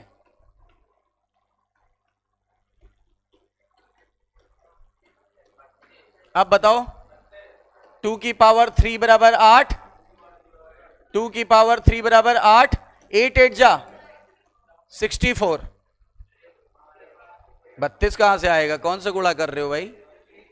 8 फीमेल के गैमेट बने, 8 मेल के बने, तो 8 इंटू 8 कितना होता है? 64 खाने बनेंगे। सही है ना? इतनी कमजोर मैथ्स हो जाएगी ना तो लेन देन भी नहीं कर पाओगे। पता लगा 1000 भेजने 1 लाख भेज दिया, जीपे मेरा यूज कर लेना। तो चलो इसी प्रकार से बताओ, जो अपने पास ये गैमेट था capital R small R capital Y small Y, देखो बनाने का एक सरल तरीका बताता हूं। ये देखो हेट्रोजाइगस है कि होमोजाइगस? तो आप फॉर्क बनाना है। अगर होमोजाइगस होता तो लाइन बनाते, फॉर्क का मतलब 2 लाइनें खींच दो ऐसे। अगर यह होमोजाइगस होता है ऐसा कर देते। चलो एक के सामने ये लिख दो, एक के सामने ये लिख दो। अब फिर बताओ आगे हेट्रोजाइगस है कि होमोजाइगस? फॉर्क बनाए कि लाइन बनाए? तो एक के आगे कैपिटल वाई लिख दो, एक के आगे small Y, capital Y small Y. बताओ एक बना कैपिटल आर के साथ कैपिटल वाई, ये देखो। एक बना कैपिटल आर के साथ स्मॉल वाई, ये रहा, ये हाँ ये रहा। फिर एक स्मॉल आर के साथ कैपिटल वाई, स्मॉल आर के साथ कैपिटल वाई, फिर स्मॉल आर के साथ स्मॉल वाई। ये सरल तरीका है ना, ये अपना लेना वहां पे। अब इन्होंने जब ये सब कुछ बना दिया और जब उसकी स्टडी की तो इन्होंने क्या पाया? इन्होंने पाया, पहले फिनोटाइप देखते हैं। फिनोटाइप में ये देखो 1 2, देखो कैसे पता करते हैं फिनोटाइप? ऐसे देखने में तो पता लग रहा है येलो और राउंडेड, येलो और राउंडेड। कितने मिले? 1 2 3 4 5 6 7 8 9। तो येलो राउंडेड कितने मिले? 9। येलो राउंडेड का मतलब एटलीस्ट एक कैपिटल वाई और एक कैपिटल आर हो। देखो एक कैपिटल वाई, एक कैपिटल आर, एक कैपिटल आर, एक कैपिटल वाई, एक कैपिटल आर, एक कैपिटल वाई, एक कैपिटल आर, एक कैपिटल वाई, एटलीस्ट एक आर एक वाई हो। ठीक है ना? तब ये बनेगा 9 ऐसा। अब देखो कितने बने? कैपिटल आर तो है पर कैपिटल वाई नहीं है, तो राउंडेड तो बना पर स्मॉल वाई के कारण कैसा बन गया? ग्रीन। तो 1 2 3, तो यानी कैपिटल आर है और उसमें कैपिटल वाई नहीं है, तो वो बना 3। जिसमें कैपिटल वाई हो लेकिन कैपिटल आर ना हो वो भी बनेगा 3। देखो 1 2, ये देखो वाई तो है लेकिन कैपिटल आर नहीं है, तो 1 2 और ये 3। और कितने बने जिसमें कोई कैपिटल लेटर नहीं है? 1 small R small Y, small R small R small Y small Y, ये एक ही बना। तो क्या रेशियो आया? ये रेशियो आ गया क्या? फिनोटिपिक रेशियो कि जीनोटिपिक रेशियो? फिनोटिपिक रेशियो आया 9:3:3:3:1। लेकिन जीनोटिपिक रेशियो पता है क्या निकालोगे? जीनोटिपिक रेशियो ऐसे निकालना 121 242 121, यानी 1:1 242 1:1। अच्छा एक शॉर्ट तरीका बताता हूं, अगर आप एग्जाम में भूल जाओ तो ये 4 चीजें कभी भी अप्लाई कर लो और कोई क्वेश्चन गलत हो तो बताना। 4 चीजें पूछी जाती, किसी भी क्रॉस के लिए फिनोटिपिक रेशियो पूछा जाता है, किसी भी क्रॉस के लिए जीनोटिपिक रेशियो पूछा जाता है, किसी भी क्रॉस के लिए नंबर ऑफ फिनोटाइप पूछा जाता है, और किसी भी क्रॉस के लिए नंबर ऑफ जीनोटाइप पूछा जा सकता है। ठीक है ना? या किसी भी क्रॉस के लिए गैमेट के कितने बनेंगे ये पूछा जा सकता है, या ऑफ स्प्रिंग कितना बनेगा ये पूछा जा सकता है। ठीक है ना? अब देखो ये इतनी चीजें निकालनी है हमें। ये निकालना आ गया 2 की पावर n। ये निकालने के लिए क्या करोगे? जितने गैमेट मेल के बन रहे हैं इनटू जितने फीमेल के गैमेट के बन रहे हैं उनको क्रॉस करा दोगे, उनको क्या करा देंगे? ठीक है? या एक और तरीका है 4 की पावर n कर देना, 4 की पावर n। ठीक है? जैसे ये क्या हो गया? ये आपकी 4 गैमेट बने थे और डाई हाइब्रिड क्रॉस था, तो 4 की पावर 2 बराबर 16। बोलो क्लियर? ये 2 चीजें तो आ गई। जीनोटिपिक रेशियो निकालने के लिए बताओ मोनो हाइब्रिड का रेशियो क्या आता था? इसकी पावर n लगा देना। इसका जीनोटिपिक रेशियो क्या आता था? पावर n लगा देना। नंबर ऑफ फिनोटाइप 2 की पावर n लगा देना, नंबर ऑफ जीनोटाइप 3 की पावर n लगा देना। जैसे ये सब देखो अब मैं निकाल के बताता हूं। डाई हाइब्रिड के लिए 3s1 की पावर 2, इसको ऐसे नहीं लिख सकते 3s1 इंटू 3s1। अब 3 3 जा और 3 1 जा 3, और फिर एक का कभी भी इधर जो वैल्यू हो इधर एक रहे, सीधे उठा के छाप दो। आ गया? वही आ गया? बोलो, जीनोटिपिक रेशियो निकालना आ गया कि नहीं आ गया? जीनोटिपिक रेशियो निकालना आ गया। अब जरा फिनोटिपिक रेशियो निकालते हैं इसके लिए। जो 121 242 आया था वो कैसे आया? यहां से 121 इंटू 121। अब देखो, एक का गुणा कभी भी करो वही आएगा, 121 आ गया। दो का गुणा डबल कर दो, 242, और एक का गुणा फिर इनसे करो, 121 आ गया जीनोटिपिक रेशियो। दो चीजें निकल गई। नंबर ऑफ फिनोटाइप कितने बने थे? 4 प्रकार के बने थे, 1 2 3 4। कैसे आया? 2 की पावर 2 बराबर 4। अच्छा, फिनोटाइप कितने बन रहे? 1 2 3 4 5 6 7 8 9, यानी 3 की पावर 2 बराबर 9। देखो सीधे सीधे आ गया। गैमेट निकालना सिखा दिया, जाइगोट निकालना सिखा दिया, या ऑफस्प्रिंग निकालना सिखा दिया। बोलो क्लियर है? तो यहां तक यानी ये टोटल चीजें शॉर्टकट में आप लोग निकाल सकते हो। आप लोग सारी चीजें शॉर्टकट में यहां पे निकाल सकते हैं, बस फार्मूला ये मत भूलिएगा। क्लियर हो गई बात? अब आगे बढ़ते हैं। इसी हिसाब से ये आया। अब जब ये इन्होंने अध्ययन किया तो इनको पता क्या पता चला? इनको क्या पता चला? इस जीन का सेग्रीगेशन, ध्यान देना, कैपिटल आर का स्मॉल आर से अलग होना। पहले अपनी भाषा में सीखो। कैपिटल आर स्मॉल आर से अलग होगा कि नहीं? देखो, कैपिटल आर और स्मॉल आर अलग अलग हो गए। देखो, कैपिटल आर अलग हो गए और स्मॉल आर अलग हो गए। क्लियर? तो आप बताओ, कैपिटल आर स्मॉल आर से अलग होगा और कैपिटल वाई स्मॉल वाई से अलग होगा। लेकिन इसका इससे अलग होना, इसका इससे अलग होने को अफेक्ट नहीं करता। मतलब एक जीन का सेग्रीगेशन दूसरे जीन के सेग्रीगेशन को अफेक्ट नहीं करता। इसी को बोलते हैं हम लोग क्या? लॉ ऑफ इंडिपेंडेंट असॉर्टमेंट, यानी स्वतंत्र अपयूहन का नियम। सुना है कि नहीं सुना है? इसका मतलब एक जीन का सेग्रीगेशन दूसरे जीन के सेग्रीगेशन को अफेक्ट नहीं करता। यही नया नियम निकला। क्लियर? और 50% जो गैमिट है उसमें कौन जाएगा? कैपिटल आर, और 50% में कौन जाएगा? Small are. 50% में कौन गया? कैपिटल आर, और 50% में कौन गया? Small R. और 50% में कैपिटल वाई गया और 50% में कौन गया? Small Y. ये वाला नियम भी देखो पुराना ही है। लॉ ऑफ सेग्रीगेशन में कहा गया था अगर होमोजाइगस कंडीशन है तो 100% चांस है गैमिट में पहुंचने का, लेकिन जब हेट्रोजाइगस कंडीशन है तो 50% ही पहुंचेगा। आप बताओ, इसमें और इसमें कितने में गया? 4 में से 2 में गया ना, तो 50% में ही तो पहुंचा। 50% में कैपिटल आर पहुंचा, 50% में स्मॉल आर पहुंचा, 50% में कैपिटल वाई पहुंचा, 50% में स्मॉल वाई पहुंचा। वही नियम तो है। कौन सा नया नियम लग गया? बस नियम ये पता लगा कि एक जीन का अलग होना दूसरे जीन के अलग होने को अफेक्ट नहीं करता। जैसे ये जब ये दोनों लोग साथ बैठे हुए या ये दोनों लोग साथ बैठे हुए, जब ये यहाँ कोचिंग से जब क्लास छूटेगी तो ये नहीं होगा, बहन कहाँ जा रही हो बहन मत जाओ, तुसी मत जाओ, कहाँ जा रहे हो, है ना? तो ये अफेक्ट नहीं करेंगे एक दूसरे को। आए क्लास किए, काम करके चले गए। इसका मतलब पेयरिंग होती है तो वो पेयरिंग होती है जब फर्टिलाइजेशन होता है, और वो पेयरिंग टूट जाती है, और टूट जाने के बाद फिर क्या होती है? लेकिन कोई एक जीन दूसरे जीन को प्रभावित नहीं करता। ये नया नियम निकला। This is known as law of independent assortment. मतलब कैपिटल आर का अलग होना स्मॉल आर के अलग होने को प्रभावित, कैपिटल वाई का स्मॉल वाई से अलग होना एक दूसरे को प्रभावित नहीं कर रहा है। और गैमेट हमें कितना परसेंट हमेशा पहुंचता है? 50% एलील पहुंचते हैं। देखो, इसीलिए 50% में कैपिटल आर और 50% में स्मॉल आर, 50% में कैपिटल वाई और 50% में, वही नियम है। बस क्या नया नियम पता चला? एक जीन का जब अलगाव होता है तो दूसरे जीन के अलगाव को अफेक्ट नहीं करता। ठीक है ना? देखो सीधे सीधे यहां से बताते हैं क्या लिखा हुआ है। आपको मतलब की चीज बताएं, बाकी तो फालतू का बहुत है इसमें। जहां से क्वेश्चन आ रहे हैं वही चीज पढ़ा रहे हैं। फालतू वाला देखो, हर चीज वो नहीं होती है। अब मैं आऊं आपको बोलूं, पहले आपको वही पहले बोलूं, welcome again in career infinity classes. मैं आपका मेंटर अविनाश शर्मा 5-10 मिनट पहले इसमें खपाऊं, जाते समय भी आपका 8-10 मिनट ले लूं, कोई फायदा है क्या? इतना क्रूशियल टाइम चल रहा है, इतना इंपॉर्टेंट टाइम चल रहा है कि मुझे आपको टू कट बात करनी है।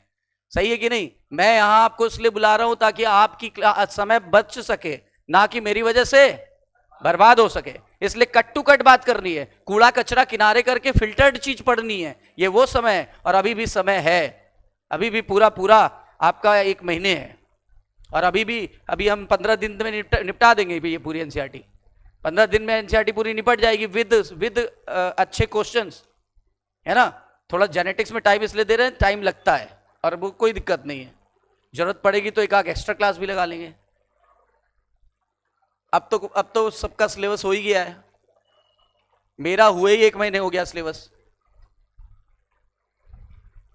तो देखो क्या कह रहा है, मेंडल ने क्या देखा, एक नया नियम निकाला, एक नया सेट ऑफ जनरलाइजेशन निकाला, जिसको मेंडल का कौन सा लॉ बोलते हैं, लॉ ऑफ इंडिपेंडेंट असॉर्टमेंट। ये लॉ क्या कहता है, ये लॉ कहता है जब 2 पेयर ट्रेट का मतलब 2 पेयर एलील, एक ट्रेट एक पेयर, तो 2 पेयर जब ट्रेट यानी दो पेयर जब एलील होते हैं या 2 जीन होते हैं, तो जब वो कंबाइंड हो जाते हैं हाइब्रिड में, मतलब जब हाइब्रिड में F1 में कंबाइंड हो गए थे कि नहीं हो गए थे, F1 में चीजें कंबाइंड हो जाती हैं, F2 में सेग्रीगेट हो जाती हैं। तो देखो सेग्रीगेट होंगी, पहले कंबाइंड हुई, फिर क्या हुई, सेग्रीगेट हुई। तो एक पेयर एलील दूसरे पेयर एलील को अफेक्ट नहीं करता, मतलब डिपेंडेंट होता है कि इंडिपेंडेंट। एक जो पेयर है वो दूसरे पेयर को अफेक्ट नहीं करता, यानी segregation of one pair of allele does not affect the segregation of another pair of allele. यानी ये दोनों स्वतंत्र हैं कि दोनों एक दूसरे पे डिपेंडेंट हैं। स्वतंत्र का मतलब होता है इंडिपेंडेंट, स्वतंत्र का मतलब क्या होता है। पुन्नेट ने क्या कहा कि independent segregation of 2 pair of gene during meiosis and production of egg and pollen is, F1 में ये बोला था ये दोनों अलग होंगे, ये इससे अलग होगा, ये इससे अलग होगा। और इन्होंने बोला एक पेयर ऑफ जीन यानी 1 पेयर जीन जो जब अलग होंगे तो कैपिटल R स्मॉल r से अलग हो जाएगा, यही तो दिखाया था। और हर एक में कितने में पहुंचेगा, कैपिटल R 50 में पहुंचेगा और स्मॉल r भी 50 में पहुंचेगा। बोलो क्लियर है कि नहीं। कह रहा है इसके अलावा जब ये अलग होगा, कैपिटल Y स्मॉल y से अलग होगा, तो 50% में कौन पहुंचेगा, 50% में कैपिटल R स्मॉल r के साथ कैपिटल Y पहुंच जाएगा, और 50% में कैपिटल R के साथ स्मॉल y पहुंच जाएगा। बोलो क्लियर है कि नहीं। यानी ये दोनों भी कितने परसेंट पहुंचे, 50% पहुंचे, 50% पहुंचे। और इसलिए कितने टाइप के गैमेट बन गए, 4 टाइप के। देखो अगर आपसे पूछा जाए कैपिटल R की कितनी फ्रीक्वेंसी है, 50%, कैपिटल स्मॉल r की कितनी है, 50, कैपिटल Y की कितनी है, 50, स्मॉल y की कितनी है, 50। लेकिन क्वेश्चन यहां से पूछता है फ्रीक्वेंसी ऑफ ईच एलील पूछ ले, फ्रीक्वेंसी ऑफ ईच एलील तो 25%, frequency of each allele in total gamete produce. तो बताओ 4 में से एक ही एक में तो पहुंचा, 4 में से एक ही एक में तो पहुंचा ना, तो इसलिए 25%। ये आया हुआ लाइन है। कह रहा है एग और पॉलन ग्रेन को जब आप दोनों तरफ लिखोगे तो जाइगोट बन जाएंगे, और जाइगोट बनेंगे तो कितने स्क्वायर से शो करेंगे, कितने स्क्वायर से। अब देखो एक क्वेश्चन पूछा है, बोल रहा है जीनोटाइप कितने बनेंगे F2 में, क्या फार्मूला बताया था जीनोटाइप का, 3 की पावर n, फिनोटाइप का फार्मूला 2 की पावर n। तो निकाल लो जरा, n की वैल्यू 2 है क्योंकि डाई हाइब्रिड है, n की वैल्यू 2 है क्योंकि डाई हाइब्रिड है, तो 3 की पावर 2 बराबर 9। और याद दिलाएं 121, 242, 121। देखो 1 2 3 4 5 6 7 8 9 9 आ गया आंसर। यहां देखो 2 की पावर 2 बराबर 4, कौन से 4, 9 3 3 1 1 2 3 4। यहीं से क्वेश्चन आते हैं डायरेक्ट। अच्छा क्रोमोसोमल थ्योरी ऑफ इनहेरिटेंस क्यों दिया गया, क्रोमोसोमल थ्योरी ऑफ इनहेरिटेंस इसलिए दिया गया क्योंकि मैंने कल बताया था, थोड़ा सा हिंट दिया था। 1865 में मेंडल ने अपना काम कंप्लीट करके उसको बुक को पब्लिश करा दिया। वैसे तो उनका काम 63 में ही कंप्लीट हो गया था। 1856 से लेके 1863 तक, 1856 से लेकर के 1863 तक कितने वर्ष तक काम किया था, 7 वर्षों तक काम किया। जब इन्होंने 7 वर्षों तक काम किया तो फाइनली क्या समझ में आया, इनको ये समझ में आया बुक पब्लिश कर देते हैं ताकि लोगों को इसकी जानकारी मिल सके, ताकि इस पे रिसर्च एंड डेवलपमेंट हो सके। ठीक है ना। देखो इन्होंने फिर 2 साल लग गए, 63, 64, 65, 2 साल लग गए, बुक पब्लिश हो गई। देखो लिखा Mendel publish his work of inheritance of character is 1865, लेकिन कुछ कारणों की वजह से वो पता ही नहीं चला। कब तक नहीं पता चला? अगले 35 वर्षों तक। 65 में 35 जोड़ो कितना आया? सन 1900। 1900 तक यानी 35 साल बीत गए, लेकिन लोगों को तिनका भर भी जानकारी नहीं हुई। कारण 4 थे, एनसीईआरटी ने 3 दिए हुए हैं, नहीं दिए तो 4 ही हैं, लेकिन 5 कारण थे टोटल जो एनसीईआरटी में दिए, पहले वही याद करो। आज की तरह कम्युनिकेशन सिस्टम तगड़ा था क्या? क्या सोशल मीडिया था? क्या प्रिंट मीडिया था? क्या रेडियो, विजुअल, टीवी ये सब था? नहीं था, नहीं था। अभी जब तक सोशल मीडिया नहीं था, पता नहीं क्या हो जाता था। कल अखबार आएगा तो पता चलेगा कि आज हुआ क्या। बोलो हाँ या ना? या कोई न्यूज आती थी तो सुबह और शाम न्यूज आती थी, पता लगा कल रात जो हुआ वो सुबह बताएंगी, और जो आज दोपहर में हो रहा है वो रात को पता लगेगा। आज और वो ऐसे बैठ के बोलते थे पहले पहले ऐसा टेबल होता था, वहां नीचे नीचे वो बुन भी रहे हैं स्वेटर और इधर न्यूज भी पढ़ रहे हैं, क्योंकि इतना ही आता था। अब तो टहल टहल के बताते हैं। आपको पता नहीं कि मोदी जी कहां मिलेनिया से मिले, है ना? अब तो घूम घूम के टहल टहल के एकदम बढ़िया लहरा लहरा के, है ना, तो ऐसे बनाए जाते हैं। पहले एक जगह बैठ के बनाते थे, तो ऐसे हमारे प्रधानमंत्री यूएस के दौरे पे गए, और यूएस के दौरे के दौरान उन्होंने एक डील की, और वो डील सक्सेसफुल रही। और आज एक दुखद समाचार आपके लिए। 2 व्यक्ति एक कार से जा रहे थे, अचानक उसका सिलेंडर फटा, 4 मर गए, 5 और घायल हो गए। इनकी शुभकामना के लिए हमारा बेहद खेद है, ऐसे पढ़ा जाता था। अब सीरियसली अब पता लगा श्वेता सिंह है, अब वो है पता लगा घूम के जा रही है यूं करके, और बताओ तुम नाले में गिरे हो, तुम्हें कैसा लग रहा है? भाइयों देखो ये नाले में गिरा है, इसको कैसा फील हो रहा है? ये आइए महसूस करते हैं जैसे भारत और वो लड़ाई हो गई कहीं पे। तो अब अलग अलग सब हो गया। वॉज नॉट इजी, यानी कम्युनिकेशन इजी नहीं था। कम्युनिकेशन इजी नहीं था, कैसा कह रहे जैसा आज की डेट पे है। इसीलिए उनका बुक वाइडली पब्लिश नहीं हो पाया। वही जंगल में मोर नाचा, किसने देखा? किसी ने नहीं देखा। नहीं, शेर ने शिकार किया, किसने देखा? शेर इसलिए कहने वाले थे, उनका वो सही नहीं होगा, जो जानते हो वही सही बोला जाए।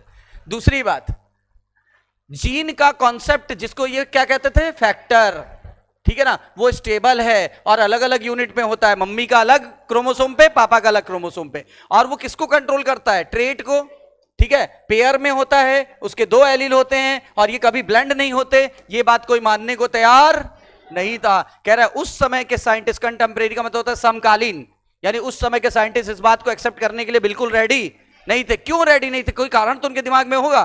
वो कहते थे आप कहते हो कि जीन ब्लेंड नहीं होते, फिर देखो अपने मम्मी की शक्ल देखो, अपने पापा की शक्ल देखो, बच्चों की शक्ल देखो, और सारे बच्चों की शक्ल भी आपस में नहीं मिल रही है, तो हम कैसे मान लें कि जीन ब्लेंड नहीं होता? जीन ब्लेंड हो रहा है तभी तो वेरिएशन आ रहा है। लेकिन जब बाद में रिसर्च हुई, जब मॉडर्न जेनेटिक्स की खोज हुई, तो पता चला वेरिएशन का कारण जीन का ब्लेंड होना नहीं होता है। वेरिएशन का कारण जीन कभी ब्लेंड होते ही नहीं, आज पता लग चुका है। मेंडल की बात तब भी सही थी, आज भी सही है। तो पूछा गया वेरिएशन का कारण क्या है? वेरिएशन का मुख्य कारण है क्रॉसिंग ओवर या रिकॉम्बिनेशन। एक जीन के साथ, जैसे अब ये 2 लोग बैठे हुए, कल ये किसी और के साथ बैठ गए, तो कॉम्बिनेशन बदल गया कि नहीं बदल गया? ठीक है ना, ऐसा तो नहीं हुआ ये इनके अंदर मिक्स हो गए, मिक्सर ग्राइंडर में मिक्स कर दिया, ऐसा तो हुआ नहीं। परसों ये इनके साथ बैठ गए, नरसों ये इनके साथ बैठ गए, उसके आगे मुझे नहीं आता, सरसों फरसों जो भी है वो सब बैठ गए ये लोग। तो नया कॉम्बिनेशन इस वजह से बन रहा है, ना कि मिक्सिंग से बन रहा है। तो जीन कभी ब्लेंड नहीं होते, ये बात कोई मानने को तैयार नहीं था, क्योंकि लगातार वेरिएशन दिख रहा था नेचर में। तीसरी बात, मैथमेटिक्स का प्रयोग बहुत ही अनोखा और नया था बायोलॉजी की प्रॉब्लम को सॉल्व करने के लिए, इसे कोई मानने को तैयार। कहते आज किसी से बोल दो ना कि बायोलॉजी में हम लोग मैथमेटिक्स लगाते हैं, कोई मानेगा ही नहीं। पूरी जेनेटिक्स मैथमेटिक्स पर बेस्ड है, प्रोबेबिलिटी, स्टैटिस्टिक्स, ठीक है ना, प्रोबेबिलिटी, स्टैटिक्स और लॉजिकल डाटा उसी पर बेस्ड है। बायनोमियल थ्योरम लगती है, हर चीज लगती है। देखो अभी पावर वावर हम लगा रहे थे, कहां से? वो मैथमेटिक्स से ही तो आया सब, परमोटेशन कॉम्बिनेशन आया। मेंडल का अप्रोच मैथमेटिक्स का एक्सप्लेन करने के लिए बहुत ही नया था और कोई मानने को तैयार नहीं था, उस समय के साइंटिस्ट मानने को तैयार नहीं थे। और चौथा, फाइनली मेंडल का जो वर्क था, ठीक है, किसका? जीन का, वो डिस्क्रीट यूनिट होती है, वो पूछा गया उसका प्रूफ दीजिए हमको। बोला गया जिसको आप फैक्टर कह रहे हो उसका कुछ तो प्रूफ दो, लेकिन इनको खुद नहीं पता था, ठीक है, इनको खुद नहीं पता तो ये क्या फिजिकल प्रूफ देते। आज पता है कि ये किसका बना है, डीएनए का।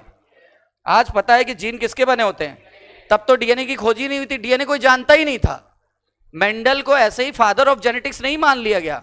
जब संसाधन ना हो और आप वो चीज पता कर लो तब बड़ी बात है, और जब संसाधन हो तो दुनिया ही पता कर लेगी। सही है ना। भारत बहुत आगे पहले से ही रहा है, पर हमारे यहाँ क्या संसाधन नहीं थे, इसलिए हम लोग अपनी बात दूसरों को चीख चिल्ला के बता नहीं पाए। लेकिन जिन कंट्रीज के पास संसाधन नहीं थे उन लोगों ने टेक्नोलॉजी थी, उन लोगों ने उसी बात को रिसर्च करके साबित किया। हमारे ग्रंथों में ऐसी ऐसी बातें लिखी हैं कि जो कि साबित करने में नासा को 200 अरब डॉलर खर्च करने पड़े, हमारे लोग ने केवल ग्रंथ में ही लिख दिया था अपने एक्सपीरियंस के आधार पे। और नालंदा विश्वविद्यालय को इसीलिए जलाया गया, जब है ना ब्रिटिश गवर्नमेंट के दौरान नालंदा विश्वविद्यालय जला दिया गया। उसमें आग, बोलते आग लग गई लेकिन लगा दी गई थी, क्योंकि इतनी नॉलेज कहीं नहीं थी किसी कंट्री में जितनी हमारे केवल नालंदा विश्वविद्यालय में थी। ठीक है ना। आज भी बहुत सारी आयुर्वेदा सिस्टम कहाँ का है, भारत और अन्य कंट्री का है, लेकिन उसमें भारत का बहुत ज्यादा है। हमारे यहाँ जिसको बोलते जड़ी बूटियां, जड़ी बूटियों में जो ताकत है वो ताकत कहीं नहीं है। एक बार फेल हुआ लीवर भी बंद चल सकता है, किडनी फेल हो जाए आयुर्वेदा में इलाज है, कैंसर 4th स्टेज हो जाए आयुर्वेदा में इलाज है। ठीक है ना। लेकिन एलोपैथिक में इलाज नहीं है। कहां है भाई,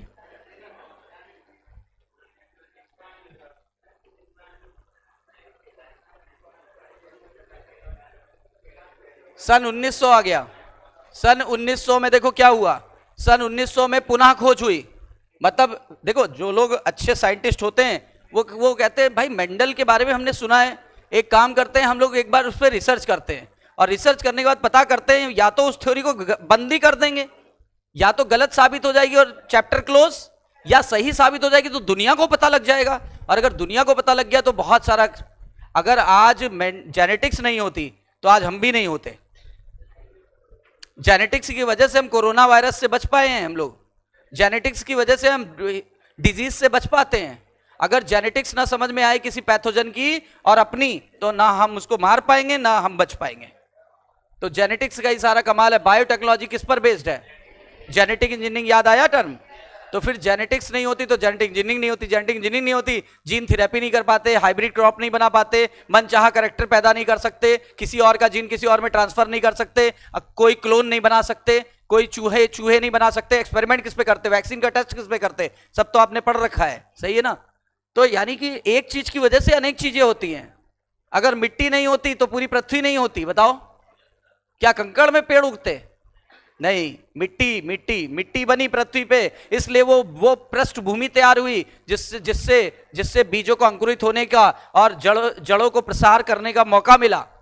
अगर जिस प्लेनेट पे पत्थर हैं वहां आज तक लाइफ नहीं पनप पाई।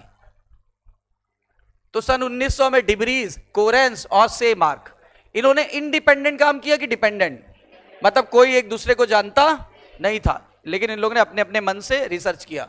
ठीक है। और मेंडल की पर रीडिस्कवरी करी और इनहेरिटेंस ऑफ कैरेक्टर पर इन्होंने स्टडी किया। और एट दिस टाइम क्या हो चुका था, माइक्रोस्कोप बहुत एडवांस हो चुके थे और इन्होंने सेल डिवीजन को देखना स्टार्ट कर लिया था। यानी अब साइंटिस्ट सेल डिवीजन तक देख पाते थे। मेंडल के समय तो सेल नहीं देख पाते थे बहुत ज्यादा, सेल डिवीजन तो दूर की बात है। माइक्रोस्कोप का एडवांसमेंट सन 1900 में 35 साल लग गए, तब जाके एडवांसमेंट हुआ। पहले माइक्रोस्कोप थे बहुत घटिया वाले, ठीक है ना, सेल को बस इतनी बड़ी फोटो है इतनी बड़ी कर देंगे बस। ये जो माइक्रोस्कोप की बात कर रहा है ये बहुत ही विकसित माइक्रोस्कोप थे, 50 गुना 60 गुना 1000 गुना बड़ा करके दिखाते थे ये। और तब ये सेल डिवीजन को इन लोगों ने देख लिया। क्या पाया सेल डिवीजन के दौरान कि न्यूक्लियस के अंदर कोई संरचना है। न्यूक्लियस के अंदर कौन सी होती है, क्रोमोसोम। न्यूक्लियस के अंदर कोई संरचना है, वो कभी डबल हो जाती है कभी आधी हो जाती है। अच्छा डबल कब होगी, फर्टिलाइजेशन के समय डबल कब होगी, मम्मी का 23 पापा का 23 कितने 46 हो गए, डबल हो गए कि नहीं हो गए। और जब कोशिका विभाजित हो जाती है मियोसिस के समय तो हाफ हो जाती है, हाफ हो जाती है तो हाफ हो गई बिफोर द सेल डिवीजन। सही है कि नहीं, डबल भी हो जाती है हाफ भी हो जाती है। और इन्होंने इस बॉडी को क्या नाम दिया जो न्यूक्लियस के अंदर थी, और क्रोमा का मतलब कलरफुल और सोमा का मतलब बॉडी। और इसको देखा जा सकता है स्टेनिंग से। कौन सा स्टेन आप बताओगे, बेसिक की एसिडिक, बेसिक स्टेन। और इसी को क्रोमैटिन भी कहते हैं। क्रोमोसोम जब लूज होता है तो उसको क्या बुलाते हैं, क्रोमैटिन। टर्म किस व्यक्ति ने दिया था, फ्लेमिंग। क्रोमैटिन टर्म किसने दिया था? फ्लेमिंग ने। सन 1902 में क्रोमोसोमल मूवमेंट मियोसिस के दौरान देखा गया। मियोसिस के दौरान कि माइटोसिस के दौरान? मियोसिस के दौरान देखा गया, ठीक है। और दो साइंटिस्ट थे, Sutton and Boveri. Sutton and Boveri ने नोटिस किया कि behaviour of chromosome is parallel to the behaviour of gene. इन्होंने बोला क्रोमोसोम का पैरेलल बिहेवियर और जीन का पैरेलल बिहेवियर हम लोगों ने देखा है। और उन्होंने कब देखा? जब क्रोमोसोम मूवमेंट करता है तब। और ये देख करके उन दोनों ने मेंडल के लॉ को एक्सप्लेन करने की कोशिश की। और कह रहा है टेबल 4.3, टेबल 4. और आगे है ये देखो, इन्होंने कहा दोनों ही पेयर में होते हैं। अभी कुछ समझ में नहीं आया, अगर पेयर में होते तो हम कैसे समझ पाएंगे कि क्रोमोसोम की बात कर रहा है कि जीन की? मतलब मेंडल ने जिस फैक्टर की बात की थी वो समझ में नहीं आ रहा था लोगों को कि वो जीन है कि क्रोमोसोम, ये पता करना था। तो इन लोगों ने बोला कि देखो क्रोमोसोम का बिहेवियर जीन के पैरेलल है। जैसे मान लो आज कोई टेक्नोलॉजी नई आ गई, लेकिन वो किसी एलियन ने खोज दी। अब बड़ा कंफ्यूजन हो गया कि इंसान ने खोजी थी कि एलियन आके खोज गया। अब ये कंफ्यूजन दूर तो करना पड़ेगा। बोलेगा उसके पास दिमाग था, तो क्या इंसान के पास भूसा भरा था क्या?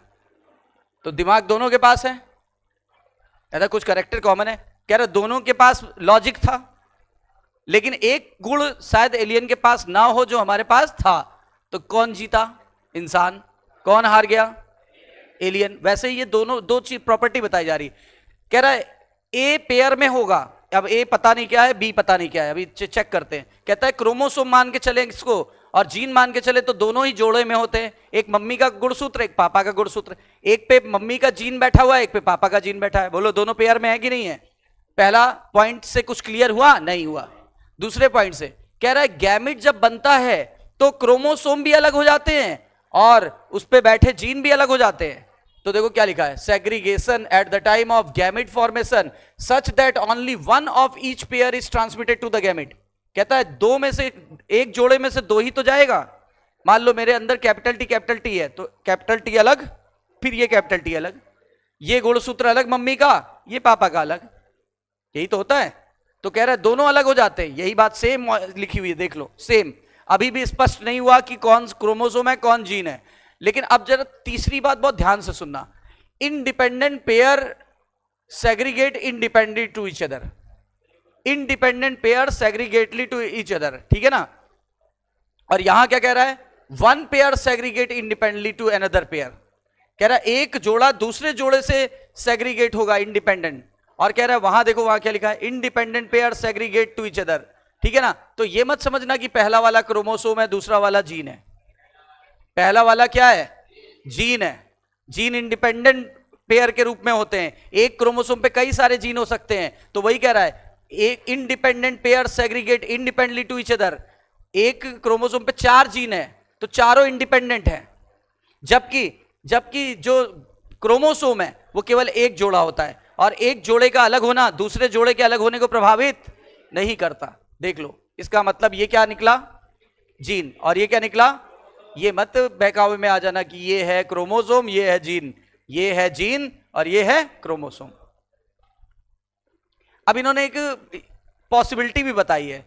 इन्होंने कहा मान लो ये दो पेयर क्रोमोसोम है, 2 पेयर, एक पहला पेयर ये, दूसरा पेयर ये, और इस पे जीन भी बैठे हैं। तो देखो ये अलग हो जाए। कब अलग होते हैं? एनाफेज सेकंड में। एनाफेज सेकंड में। बताओ होमोलोगस क्रोमोसोम कब अलग होते हैं? देखो ये इसमें आ गया, ये इसमें आ गया, ये इसमें आ गया, ये इसमें आ गया, हो गया सेग्रीगेशन। कह रहा है मान लो इसके साथ लाल वाला होता, अभी हरा वाला था ना, ऑरेंज के साथ कौन था?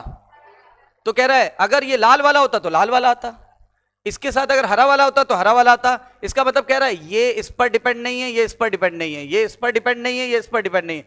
जो जिस साइड है उस साइड चला जाएगा। क्या डिपेंडेंट है? ठीक है। तो one pair independent to another pair. ये बात किसके लिए साबित हुई? देखो जरा, one pair segregate independent of another pair, ठीक है। अब वो क्या कहता है? कहता है इन पे जो जीन बैठे हुए हैं, देखो एक जीन यहां कैपिटल टी मान लो यहां बैठा हुआ है, स्मॉल टी यहां बैठा हुआ है। अब बताओ कैपिटल टी इस सेल में चला गया, स्मॉल टी इस सेल में चला गया। कैपिटल वाई इस सेल में चला गया, स्मॉल वाई इस सेल में चला गया, ये देखो।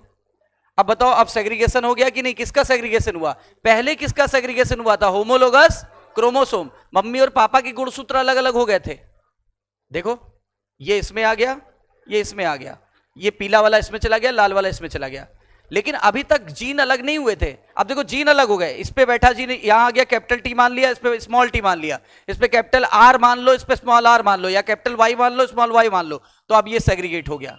तो जर्म सेल में जीन सेग्रीगेट हो गया। तो जर्म सेल ने देखो एक पेयर की कितनी कॉपी रिसीव की? एक ही तो करी। एक पेयर की कितनी कॉपी करी? एक ही तो करी। वही लिखा था, ये देखो लिखा है, independent pairs of segregate independently to each other. सही है कि नहीं? इस हिसाब से ये फिगर बेस्ड क्वेश्चन आ सकता है। अच्छा, अब निष्कर्ष निकाला उन लोगों ने। निष्कर्ष ये निकला कि मेंडल जिस फैक्टर की बात कर रहे हैं वो फैक्टर क्या था? जीन, ना कि क्रोमोसोम। जीन की बात कर रहे थे कि क्रोमोसोम की बात कर रहे थे? तो मेंडल जिस फैक्टर की बात कर रहे थे वो फैक्टर क्या निकला? जीन। सटन एंड बॉवेरी ने आर्गूड का मतलब होता है तर्क वितर्क किया और बताया कि pairing and separation of chromosome leads to segregation of a pair of factor they carried. देखो क्लियर कर दिया, कह रहा है जब किसी गुणसूत्र की पेयरिंग होती है या क्रोमोसोम की पेयरिंग होती है तो जीन पेयर कर जाते हैं, लेकिन जब क्रोमोसोम अलग होते हैं तो उन पे बैठे जीन भी अलग अलग हो जाते हैं। तो वही लिखा है, the pairing and separation of a pair of chromosome leads to segregation of a pair of factor they carry। मतलब क्रोमोसोम पे बैठे जो जीन है वो पेयर कर जाते हैं फर्टिलाइजेशन के समय, और गैमेट फॉर्मेशन के समय अनपेयर्ड कर जाते हैं, यानी सेग्रीगेट हो जाते हैं। यही तो लिखा है। कंक्लूजन क्या निकला? सटन ने सारी नॉलेज जुटा ली, बॉवेरी ने जुटाई थी कि सटन ने सारी नॉलेज जुटाई थी। ये क्वेश्चन यहां से लाइन आ चुकी है। और सटन ने नॉलेज जुटाई, किसकी नॉलेज जुटाई? क्रोमोसोमल सेग्रीगेशन की। एस से सटन, एस से सेग्रीगेशन। किसकी सेग्रीगेशन की? क्रोमोसोमल सेग्रीगेशन की। और किस रूल के साथ जोड़ दिया?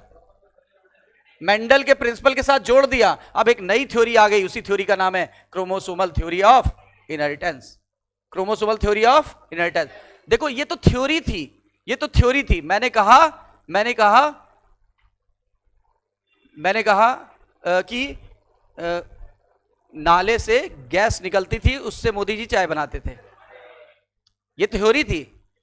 कई लोगों ने प्रूफ किया, चाय तो छोड़ो, माचिस की तीली तक नहीं जल पाई।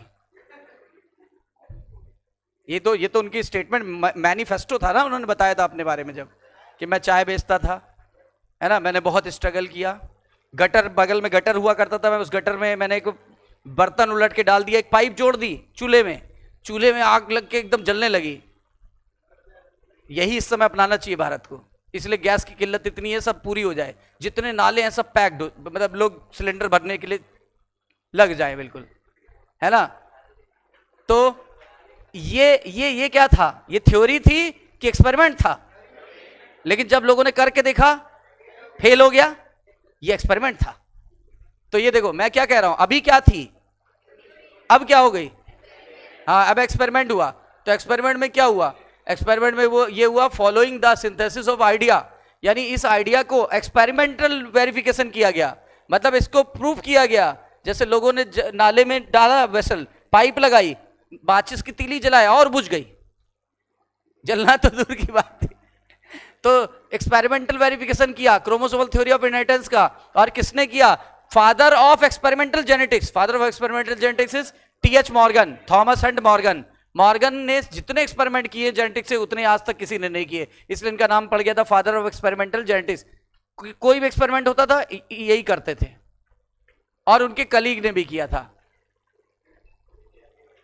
ठीक है। और डिस्कवर किया on the basis of variation, discovering the basis of variation of sexual reproduction. ये लाइन आ सकती है कि जब इन्होंने एक्सपेरिमेंटल वेरिफिकेशन किया तो इनको वेरिएशन का कारण पता चला। और वेरिएशन का कारण क्या था? रिकॉम्बिनेशन या क्रॉसिंग ओवर। तो आगे कौन सी घटना आ रही है देखो, और जब रिकॉम्बिनेशन फेल होता है तो उसी को क्या कहते हैं? दोनों इक्वल एंड अपोजिट फिनोमिना है एक जैसे ही लेकिन अपोजिट फिनोमिना है। अगर ये ईस्ट है तो ये ये नॉर्थ है तो ये साउथ, ये राइट है तो ये लेफ्ट, ये इंटीरियर है तो ये, बस अपोजिट फिनोमिना है बिल्कुल। ठीक है, मॉर्गन ने वर्क किया एक छोटे से फ्लाई पे, और वो फ्रूट के छिलके खाता था।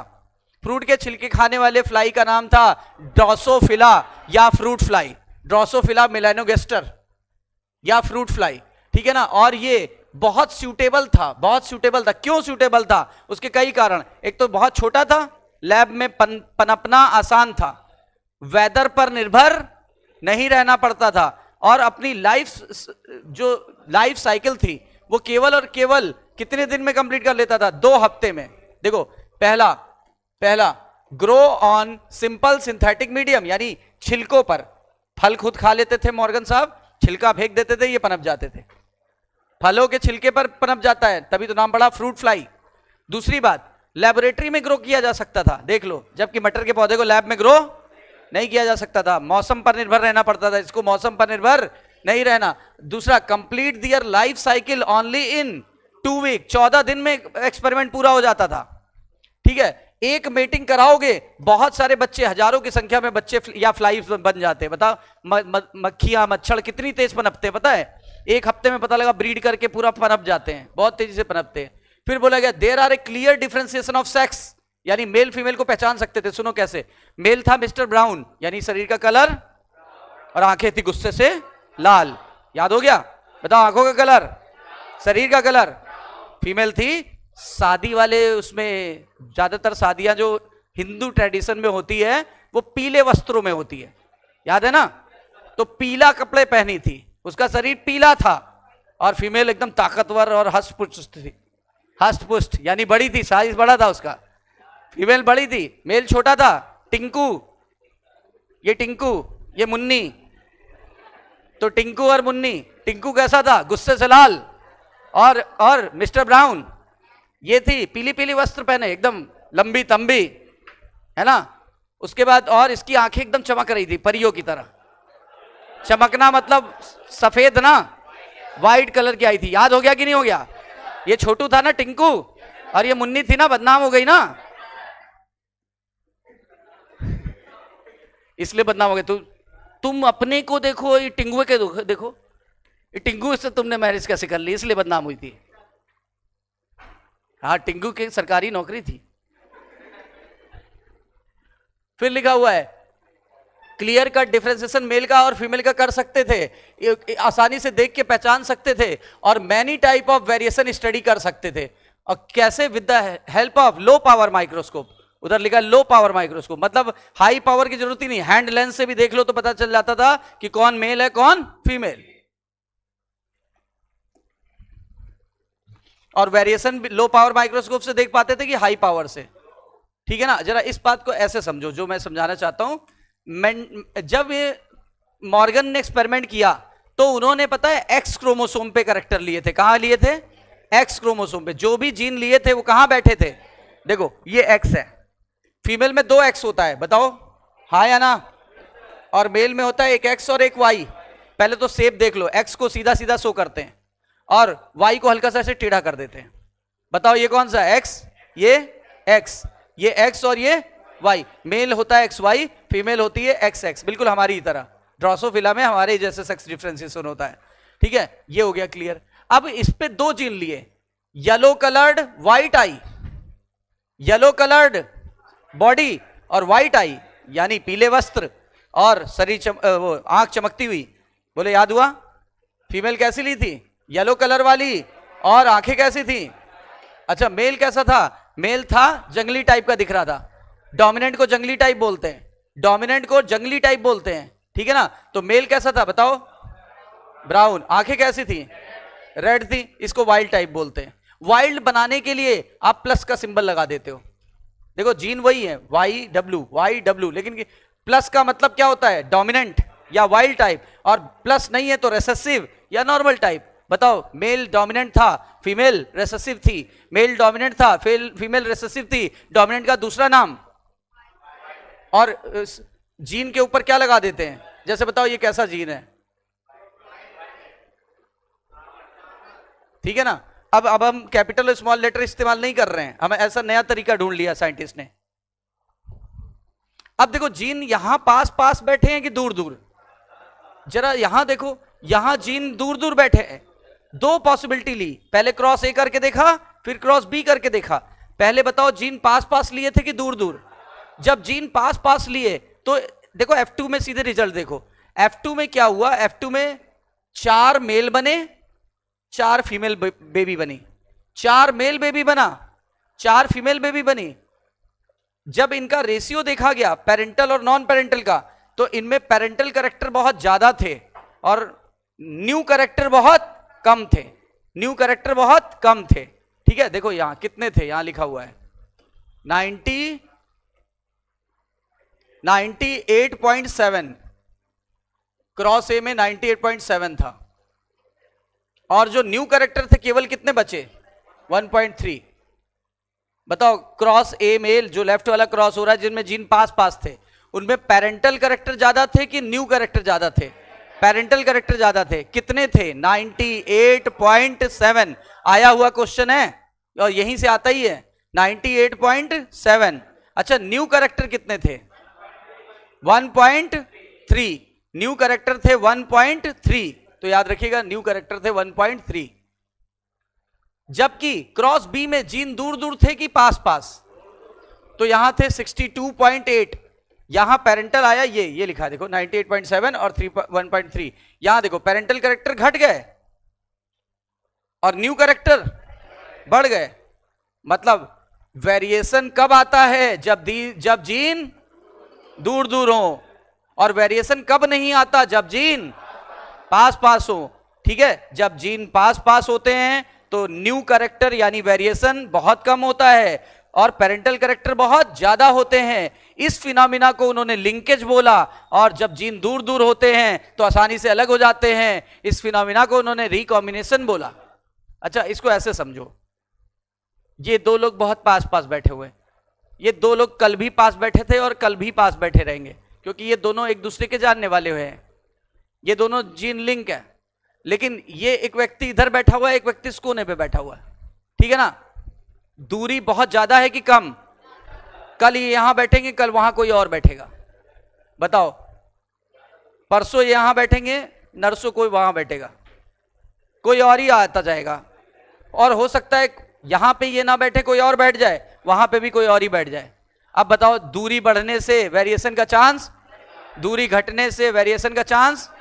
हाँ समझ में आई बात? और जब दूरी कम तो लिंकेज का चांस ज्यादा, और जब दूरी ज्यादा तो लिंकेज का चांस कम, क्रॉसिंग ओवर का चांस ज्यादा। क्रॉसिंग ओवर को क्या बुलाते हैं? रिकॉम्बिनेशन। वेरिएशन का कारण क्या है? रिकॉम्बिनेशन। समझ में आई बात? इससे प्रूफ होता है कि अगर जीन पास पास होते हैं और एक ही क्रोमोसोम पे होते हैं तो लिंक हो जाते हैं। लिंक होने से नए कैरेक्टर के आने की संभावना काफी कम हो जाती है और पेरेंट के कैरेक्टर के आने की संभावना काफी बढ़ जाती है। ठीक है ना, जबकि यहां पर जब जीन दूर दूर होते हैं तो आसानी से अलग हो जाते हैं, सेग्रीगेट हो जाते हैं, एक जीन दूसरे से लिंक नहीं रह पाता है तो नए नए कॉम्बिनेशन बना लेते हैं। बोलो क्लियर है? ये पैरा देखो, यहां से मैंने भी पढ़ा, ये जो चीजें बताई यहां से बताई मैंने, एक बार पढ़ देते ताकि आपको दिमाग में कोई कंफ्यूजन ना हो। बताओ मॉर्गन ने जो कैरेक्टर लिए थे, जो जीन लिए थे कैरेक्टर के लिए, वो कहां बैठे थे? एक्स क्रोमोसोम पे। एक्स पे कि वाई पे? जरा चेक करना, वाई पे कोई नहीं बैठा हुआ। देखो वाई पे कोई लेटर लिखा ही नहीं गया होगा, सही है कि नहीं? वाई पे कोई लेटर नहीं लिखा गया। ये देखो, located on x chromosome and saw quickly when two gene in a dihybrid cross are situated on the same chromosome। अगर दो जीन एक ही गुणसूत्र पे होते हैं तो प्रपोर्शन ऑफ पेरेंटल कैरेक्टर काफी ज्यादा होता है। किसकी तुलना में? नॉन पेरेंटल का मतलब न्यू कैरेक्टर, यानी रिकॉम्बिनेंट, यानी क्रॉसिंग ओवर वाला, यानी वेरिएशन बहुत कम आता है। मम्मी पापा के लक्षण ज्यादा और वेरिएशन आने का चांस कम। मम्मी पापा के लक्षण ज्यादा और वेरिएशन आने का चांस कम। मॉर्गन ने इस एट्रीब्यूट का मतलब होता है गुण, इस गुण को क्या नाम दिया? इस गुण को एक फिजिकल एसोसिएशन नाम दिया। फिजिकल एसोसिएशन का नाम लिंकेज। फिजिकल एसोसिएशन का नाम क्या होता है? लिंकेज। तो लिंकेज नाम दिया और तभी से एक शब्द प्रचलन में आया, नाम लिंकेज। अच्छा, लिंकेज क्या होता है? जीन, एक ही जीन के एक ही क्रोमोसोम के ऊपर दो जीन का पास पास होना कि दूर दूर होना? एक ही क्रोमोसोम के ऊपर अगर दो जीन बहुत कम दूरी पे बैठे हो तो एक जीन दूसरे को अलग नहीं होने देगा और सेग्रीगेशन फेल हो जाएगा। और अगर सेग्रीगेशन फेल हो गया तो मम्मी पापा के character as it is as बच्चों में पहुंच जाते हैं। इसी को बोलते हैं पेरेंटल टाइप।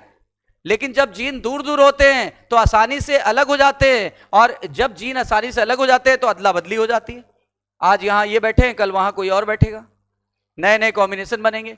इस वजह से वेरिएशन डेवलप होते रहते हैं। तो वेरिएशन का कारण क्या था? जीन का ब्लेंड होना कि जीन का सेग्रीगेट हो जाना? सेग्रीगेट हो जाना। इंडिपेंडेंटली सेग्रीगेट होता है कि डिपेंडेंटली? इंडिपेंडेंटली सेग्रीगेट होता है। ठीक है, देखो लिखा है लिंकेज जो शब्द था उसी का जस्ट एक अपोजिट शब्द है रिकॉम्बिनेशन। रिकॉम्बिनेशन में नॉन पेरेंटल कॉम्बिनेशन को देखा जाता है कि पेरेंटल? नॉन पेरेंटल की पेरेंटल। और मॉर्गन ने पाया कि जब जीन जो होते हैं सेम क्रोमोसोम पे होते हैं और काफी टाइटली लिंक का मतलब पास पास, काफी पास पास होते हैं जैसे क्रॉस ए में, तो बताओ कौन सा कैरेक्टर हायर था? हाँ, और जब दूर दूर होते लूज लूज होते हैं यानी क्रॉस बी में, तो कौन सा कैरेक्टर हायर था? हाँ, और कह रहा है कि क्रॉस ए में हमने पाया था कि केवल 1.3% रिकॉम्बिनेशन था और 98.7% पेरेंटल था। जबकि जब इन्होंने व्हाइट कलर लिया और मिनिएचर विंग का मतलब होता है छोटे छोटे विंग, छोटे विंग लिए, तब क्या हुआ? 37.2% रिकॉम्बिनेंट और 62.8% पेरेंटल कैरेक्टर हुआ। इनके एक स्टूडेंट थे एल्फ्रेड स्टूटवेंट। एल्फ्रेड स्टूटवेंट, इन्होंने पता है क्या किया? इन्होंने कहा हम आपके शिष्य हैं तो हम एक काम करते हैं, हम दो जीन के बीच की दूरी निकाल सकते हैं। और उन्होंने इसको मापने का कोई तो यूनिट होगा, मापने के यूनिट को नाम दिया सेंटीमॉर्गन। सेंटीमॉर्गन, सेंटीमीटर की बजाय जीन की दूरी किस में मापी जाती है? सेंटीमॉर्गन। किसके ऑनर में दिया था? अपने गुरु के ऑनर में, है ना? क्या नाम दिया? देखो लिखा है Sturtevant use the frequency of recombinant between two gene pair of the same chromosome. एक ही गुणसूत्र पे बैठे दो जीन के बीच की फ्रीक्वेंसी निकाल सकते थे। फ्रीक्वेंसी का मतलब जीन के बीच की दूरी निकालना।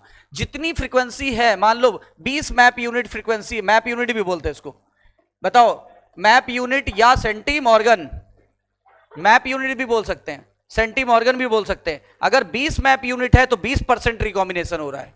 अगर 40 मैप यूनिट है तो 40% रिकॉम्बिनेशन होगा। अगर 49% मैप यूनिट है, 49% चांस है रिकॉम्बिनेशन के। बताओ जीन की दूरी को कैसे निकाला जाता है? मैंने बोला दो जीन 5 मैप यूनिट पर है और दो जीन 48 मैप यूनिट पे है। बताओ 5 मैप यूनिट वाले पास पास होंगे और 48 वाले, तो आप मुझे बताओ इसमें पेरेंटल कैरेक्टर, लिंकेज का चांस, लिंकेज का चांस ज्यादा, पास पास है ना, तो लिंकेज का chance, parental character, recombinant character कम। यहां पे देखो दूरी ज्यादा तो लिंकेज का चांस कम और रिकॉम्बिनेशन का चांस ज्यादा। यहां जीन अलग नहीं हो रहे थे और यहां जीन अलग हो रहे हैं। यहां वेरिएशन पैदा नहीं हो रहा था या बहुत कम हो रहा था, यहां वेरिएशन बहुत ज्यादा होगा। इसी से पता चलता है, इसी को बोलते हैं मैप यूनिट या सेंटीमॉर्गन। किसने दिया था? उनके स्टूडेंट ने। स्टूडेंट का नाम क्या था? Alfred Wallace, sorry Alfred Sturtevant. Alfred Sturtevant, Alfred Wallace तो वो डार्विन से संबंधित था। और कह रहा है इसी का प्रयोग करके हमने अपने पूरे जीन का क्या निकाल लिया? हमने अपने पूरे जीन को सीक्वेंस कर डाला और उस प्रोजेक्ट का नाम है, अगले चैप्टर में दिया है, नाम है ह्यूमन जीनोम प्रोजेक्ट। क्या लिखा हुआ है?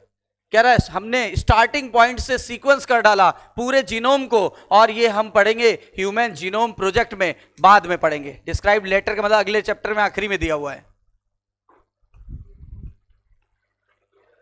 अच्छा, पॉलीजेनिक इनहेरिटेंस क्या होता है? क्या नेचर में बस ऐसा ही होता है जैसा मेंडल ने बताया था? मेंडल ने बताया था एक वायलेट होता है एक व्हाइट होता है, बस ऐसा ही होता है? नहीं, वायलेट भी होता है, उससे लाइट वायलेट भी होता है, और लाइट वायलेट भी होता है, और लाइट वायलेट भी होता है, और लाइट वायलेट भी होता है, और लाइट वायलेट भी होता है, एकदम से सफेद हो जाता है। तो नेचर में ऐसा नहीं होता है कि सारे लोग 7 फीट हाइट के हों या सारे लोग बौने यानी 3 फीट हाइट के हों। दुनिया का गिनीज बुक रिकॉर्ड है 3 फीट कुछ इंच का है, छोटा सा, इतनी हाइट की फीमेल है, इतनी हाइट का मेल है। दुनिया में सबसे छोटा बौना गिनीज बुक रिकॉर्ड है और सबसे ज्यादा है 7 फीट कुछ इंच का। तो यानी कि क्या क्या नेचर में बस यही तो स्ट्रीम पाई जाती है? क्या सभी लोग 7 फीट के हैं? क्या सभी लोग रफली 3 फीट के हैं? इसके बीच में बहुत सारे हाइट के कॉम्बिनेशन है। हमारी आपकी हाइट सेम नहीं होगी। मेरी अगर मान लो 140 सेंटीमीटर है, जो भी है 140 है, तो आपकी 141 होगी, किसी की 141.2 होगी, किसी की 141.3 होगी, किसी की, और सेम भी हो सकती है, पर है तो वेरिएशन तो है ना हमारे पास। इसका मतलब क्या होगा? सबकी हाइट में भी वेरिएशन है, इसी तरह सबकी आईक्यू में भी वेरिएशन है, इसी तरह सबके स्किन कलर में भी वेरिएशन है। कोई सबसे काला नहीं है। क्या हम सब काले की श्रेणी में कोई दिख रहा है यहाँ पे? कोई नहीं दिख रहा है। सब लोग प्योर काला, अफ्रीकन, वेस्ट इंडीज दिखता है ना वो, एकदम त्वचा चमकती, मुंह खोल दे तो दांत एकदम टम टम टम टम टम चमचमा जाएगा बिल्कुल। तब वो लोग ऐड करते हैं हैप्पी डेंट। ऐसे खोल देते तो उजाला हो जाता है, बंद कर देते हैं अंधेरा हो जाता है। ऐड नहीं देखते हो? हाँ, क्लोजअप में तो वो बहुत अलग टाइप के दिखाते हो, हैप्पी डेंट वाले में दिखाते हैं। वो च्युइंगम आता है ना, हैप्पी डेंट। तो इसका मतलब नेचर में बहुत सारे कॉम्बिनेशन बन सकते हैं। अब त्वचा का कलर ही देख लो, दुनिया का सबसे डार्केस्ट व्यक्ति, दुनिया का सबसे फेयरेस्ट व्यक्ति, और उनके बीच में हम सबका कलर देख लो, मेरा देखो, अपना देखो, किसी और का देखो, सबका टोन अलग अलग है। यानी ये हो रहा है पॉलीजेनिक इनहेरिटेंस। किसके कारण? और अब कैसे समझोगे इसको? एक जीन एक काम करता है, मेंडल साहब ने बताया था, एक जीन अनेक काम कर रहा है, ये प्लियोट्रॉपी कहता था। अब बहुत सारे जीन मिलकर के एक काम कर रहे हैं, मैनी जीन वन इफेक्ट, क्या हुआ? Polygenic. One gene one effect Mendel, one gene many effect pleiotropy, many gene one effect, many allele one work, multiple allele. 4 चीजें याद रखनी। मेंडल ने क्या देखा? मेंडल ने देखा कि 2 कंट्रास्टिंग ट्रेट होते हैं फ्लावर के कलर के लिए, जैसे पर्पल और व्हाइट। लेकिन जब आप अपने चारों तरफ देखोगे तो आपको क्या लगेगा? सिर्फ ऐसा नहीं होता, बहुत सारे कॉम्बिनेशन मिलेंगे, बहुत सारे ग्रेडियंट मिलेंगे आपको। कह रहा ह्यूमन की हाइट की ही बात कर लो, क्या सब लोग टॉल और ड्वार्फ ही हैं? नहीं, इन 2 डिस्टिंक्ट के बीच में बहुत सारे अल्टरनेटिव्स मिलेंगे, but whole range is possible of height, बोल रहा है, जिसमें बहुत सारे लोगों की हाइट अलग अलग दिखती रहेगी। ठीक है, इस तरह के ट्रेट जनरली कंट्रोल होते हैं 3 या 3 से ज्यादा जीन से, यानी 2 से ज्यादा हो जाए तो पॉली, 2 से ज्यादा हो जाए तो पॉली, दस कॉल्ड पॉलीजेनिक इनहेरिटेंस। या ट्रेट को बोलेंगे पॉलीजेनिक ट्रेट, इनहेरिटेंस को बोलेंगे पॉलीजेनिक इनहेरिटेंस। ठीक है, और इसमें कितने जीन हैं? बहुत सारे, मल्टीपल जीन होते हैं, और इसीलिए इसका नाम क्या पड़ा? Polygenic inheritance. ठीक है, अच्छा, पॉलीजेनिक इनहेरिटेंस में इन्वायरमेंट भी थोड़ी भूमिका निभाता है। ठीक है ना, देखो होता क्या है, त्वचा का जो कलर है वो तो है ही है, वो मेरे मम्मी पापा द्वारा भेजे गए जीन की वजह से मेरे अंदर है। लेकिन अगर मैं धूप में ज्यादा रहूं तो मेरा थोड़ा सा टोन मेरे जीन के टोन से 1 टोन ज्यादा हो जाएगा। हो जाता है कि नहीं हो जाता है? कहीं पे रिंग पहने रहो, उसको उतारो तो वहां का कलर दूसरा दिखेगा, कहीं पे कुछ ये बंधा हुआ है, यहां हटाओगे तो कलर थोड़ा फेयर दिखेगा, है ना? होता है कि नहीं होता है? तो इसलिए क्या होता है कि वो रियल कलर है, वो रियल कलर है। यानी इन्वायरमेंट हम पे असर डालता है कि नहीं डालता है? जितना ज्यादा धूप में रहेंगे मिलेनिन उतना ज्यादा बनेगा, मिलेनिन जितना ज्यादा बनेगा टोन उतना डार्क हो जाएगा। यानी इन्वायरमेंट भी असर डालता है कि नहीं डालता? अब इन्होंने बोला ह्यूमन का स्किन कलर क्लासिकल एग्जांपल है, और पॉलीजेनिक इनहेरिटेंस जो होता है उसमें हर जीन का कंट्रीब्यूशन सहयोग देता है। क्या इसका क्या मतलब है? जरा इसका मतलब समझो। हर जीन का कंट्रीब्यूशन का मतलब capital A, capital A, capital B, capital B, capital C, capital C, हो गए 3 पेयर जीन। ये दुनिया का सबसे डार्केस्ट कलर होगा। देखो हर एक कंट्रीब्यूट कर रहा है कि नहीं कर रहा है? जरा देखो, capital A, small A, capital B, capital B, capital C, capital C. अब 5 डोमिनेंट और 1, तो इसका कलर इससे थोड़ा लाइटर देन डार्केस्ट। इसको अगर ब्लैक बोलते हैं समझने के लिए तो इसको बोलते हैं वेरी डार्क ब्राउन। बोलो, बोल सकते हैं? अगर इसको ब्लैक बोल रहे दुनिया का काला व्यक्ति, तो ये दुनिया का सबसे गाढ़े रंग का भूरा व्यक्ति है। बोलो, क्लियर है? उसके बाद अगर capital A, capital B, small B, capital C, अब बताओ 4 डोमिनेंट और 1 रेसेसिव। जितना ज्यादा डोमिनेंट वाले एलील ज्यादा होंगे कलर उतना डार्क, और जितने रेसेसिव ज्यादा होंगे कलर उतना लाइट। अब बताओ इन सब में किसका कलर सबसे लाइट है, देख के बताना। A, option B, option C, option D. दुनिया का सबसे काला व्यक्ति ए, दुनिया का सबसे इसमें इस ऑप्शंस में सबसे गोरा कौन है इस में? अच्छा अब बताओ, ई हो गया। तो जितने ज्यादा रेसेसिव एलील बढ़ रहे हैं उतने क्या हो रहे हैं, उतना गोरापन आ रहा है, और जितने ज्यादा डोमिनेंट बढ़ रहे हैं उतना कालापन आ रहा है। यानी हर एक एलील अपने आप को एट्रीब्यूट कर रहा है कि नहीं कर रहा है, एडिक्टिव इफेक्ट दिखा रहा है कि नहीं दिखा रहा है। जितने ज्यादा डार्क वाले, अगर कलर डार्क हो रहा है उतने ज्यादा डोमिनेंट एलील ऐड हो रहे हैं।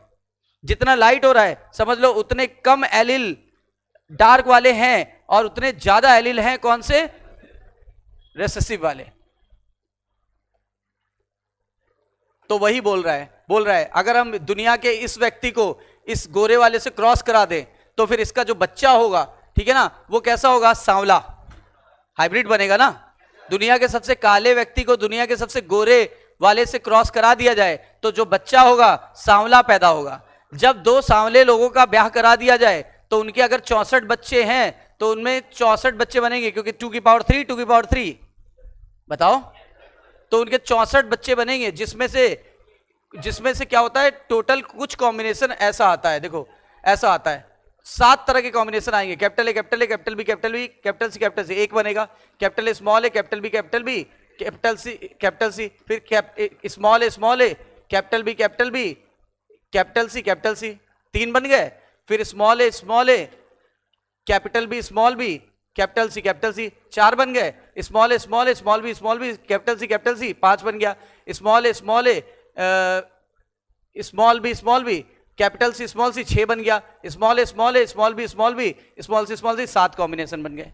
यानी दुनिया में कितने तरह के रंग हैं, 7। दुनिया में कितने तरह के रंग हैं हमारी त्वचा के, 7 कॉम्बिनेशन हैं। और इनको कितने बच्चों में स्टडी किया गया, 64, क्योंकि 2 की पावर 3 बराबर 3 मेल गैमेट बनेंगे, 3 फीमेल, तो हो जाएगा 64 में 7 कॉम्बिनेशन बनते हैं हमारे। बस ये तो पढ़ ही चुके हो, एक बार रीड करना है। प्लियोट्रॉपी का मतलब क्या होता है? प्लियोट्रॉपी का मतलब होता है the effect of A gene.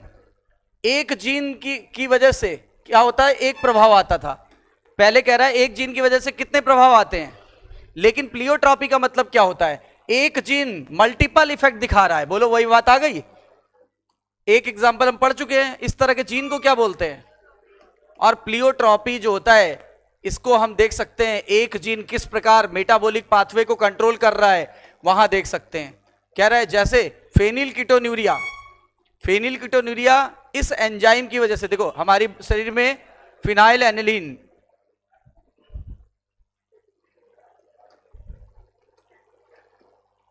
को किस में कन्वर्ट किया जाता है, टायरोसिन। और एंजाइम ये वाला काम करता है, फिनाइल एलेनिन हाइड्रोक्सिलेज। बताओ हमारे शरीर में, हमारे खून में क्या है, अमीनो एसिड, नाम क्या है, फिनाइल एलेनिन। बहुत इसेंशियल अमीनो एसिड है फिनाइल एलेनिन। अब फिनाइल एलेनिन को ये एंजाइम, शरीर का कौन सा एंजाइम, फिनाइल एलेनिन हाइड्रोक्सिलेज को ये एंजाइम इसको किस में बदल देता है। लेकिन किसी कारण से ये एंजाइम नहीं बनता। जब किसी को फेनिलकीटोन्यूरिया हो जाता है तो उसके अंदर क्या बनना बंद हो जाता है। ऐसा क्यों हुआ, क्योंकि ये वाला जो जीन था ये म्यूटेट कर गया, जीन के अंदर उत्परिवर्तन आ गया, अचानक बदलाव आ गया। तो जीन गलत एंजाइम, कल पढ़ा था, या तो जीन एंजाइम बनाना ही छोड़ देगा, या तो गलत बना देगा, या कम पावरफुल बनाएगा। तो यहां क्या कर रहा है, यहां बना ही नहीं रहा है। अगर बना ही नहीं रहा है तो क्या सबस्ट्रेट प्रोडक्ट में बदलेगा, तो क्या ये टायरोसिन बनेगा। टायरोसिन ना बनने से मिलानिन नहीं बनेगा, मिलानिन नहीं बनता तो बाल कम हो जाएंगे। बालों में भी मिलानिन है, और मिलानिन बालों के पोषण के लिए भी चाहिए, तो बाल कम बनेंगे, यानी बाल झड़ने लगेंगे।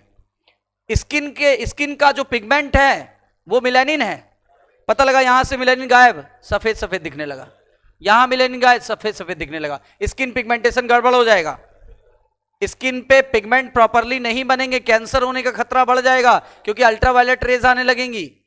शरीर के अंदर मिलेनिन क्या करता है, अल्ट्रावायलेट रेज को रोकता है। अब अल्ट्रावायलेट रेज आने से स्किन पे धब्बे आ जाएंगे, ठीक है। और जब फिनाइल एलेनिन शरीर में बढ़ जाएगा कि घट जाएगा, जब ये इसमें नहीं बदलेगा तो ये बढ़ जाएगा। अगर फिनाइल एलेनिन शरीर में बढ़ गया तो पता क्या, ब्रेन में जाकर के इकट्ठा हो जाता है, इसके कुछ डेरिवेटिव, इसके डेरिवेटिव कहां जाके इकट्ठा हो जाते हैं, ब्रेन में जाके इकट्ठा हुआ तो मेंटल रिटार्डेशन होने लगा, और किडनी इसको निकालने का प्रयास करेगी, जो चीज ज्यादा होती है किडनी उसे निकालने का प्रयास करेगी, तो किडनी से कीटोन बॉडी में बदल देगी। किडनी के अंदर ये किस में बदल जाता है, ketone body, phenyl aniline phenyl की कीटोन बॉडी में बदल गया। अब कीटोन बॉडी शरीर के लिए जहरीली होती है, जहरीली बॉडी को किडनी निकालने की कोशिश करेगा, तो यूरिन से निकालने की कोशिश करेगा, तो नाम क्या पड़ा, फेनिल कीटोन्यूरिया, इसीलिए इसका नाम पड़ गया फेनिल कीटोन्यूरिया। और इसीलिए किडनी फेल हो जाएगा। जिस व्यक्ति को फेनिल कीटोन्यूरिया होता है उसकी किडनी पे लोड ज्यादा हो गया कि कम हो गया, तो किडनी फेल होने का चांस भी बढ़ गया कि घट गया, बढ़ गया। ये हो गया फेनिल कीटोन्यूरिया। तो यहां तक आज आपका हो गया है, और कल ये और इसका पूरा क्वेश्चन भी हो जाएगा। फिर परसों स्टार्ट कर देंगे मॉलिक्यूलर बेसिस, वो भी 2-3 दिन में खत्म हो जाएगा।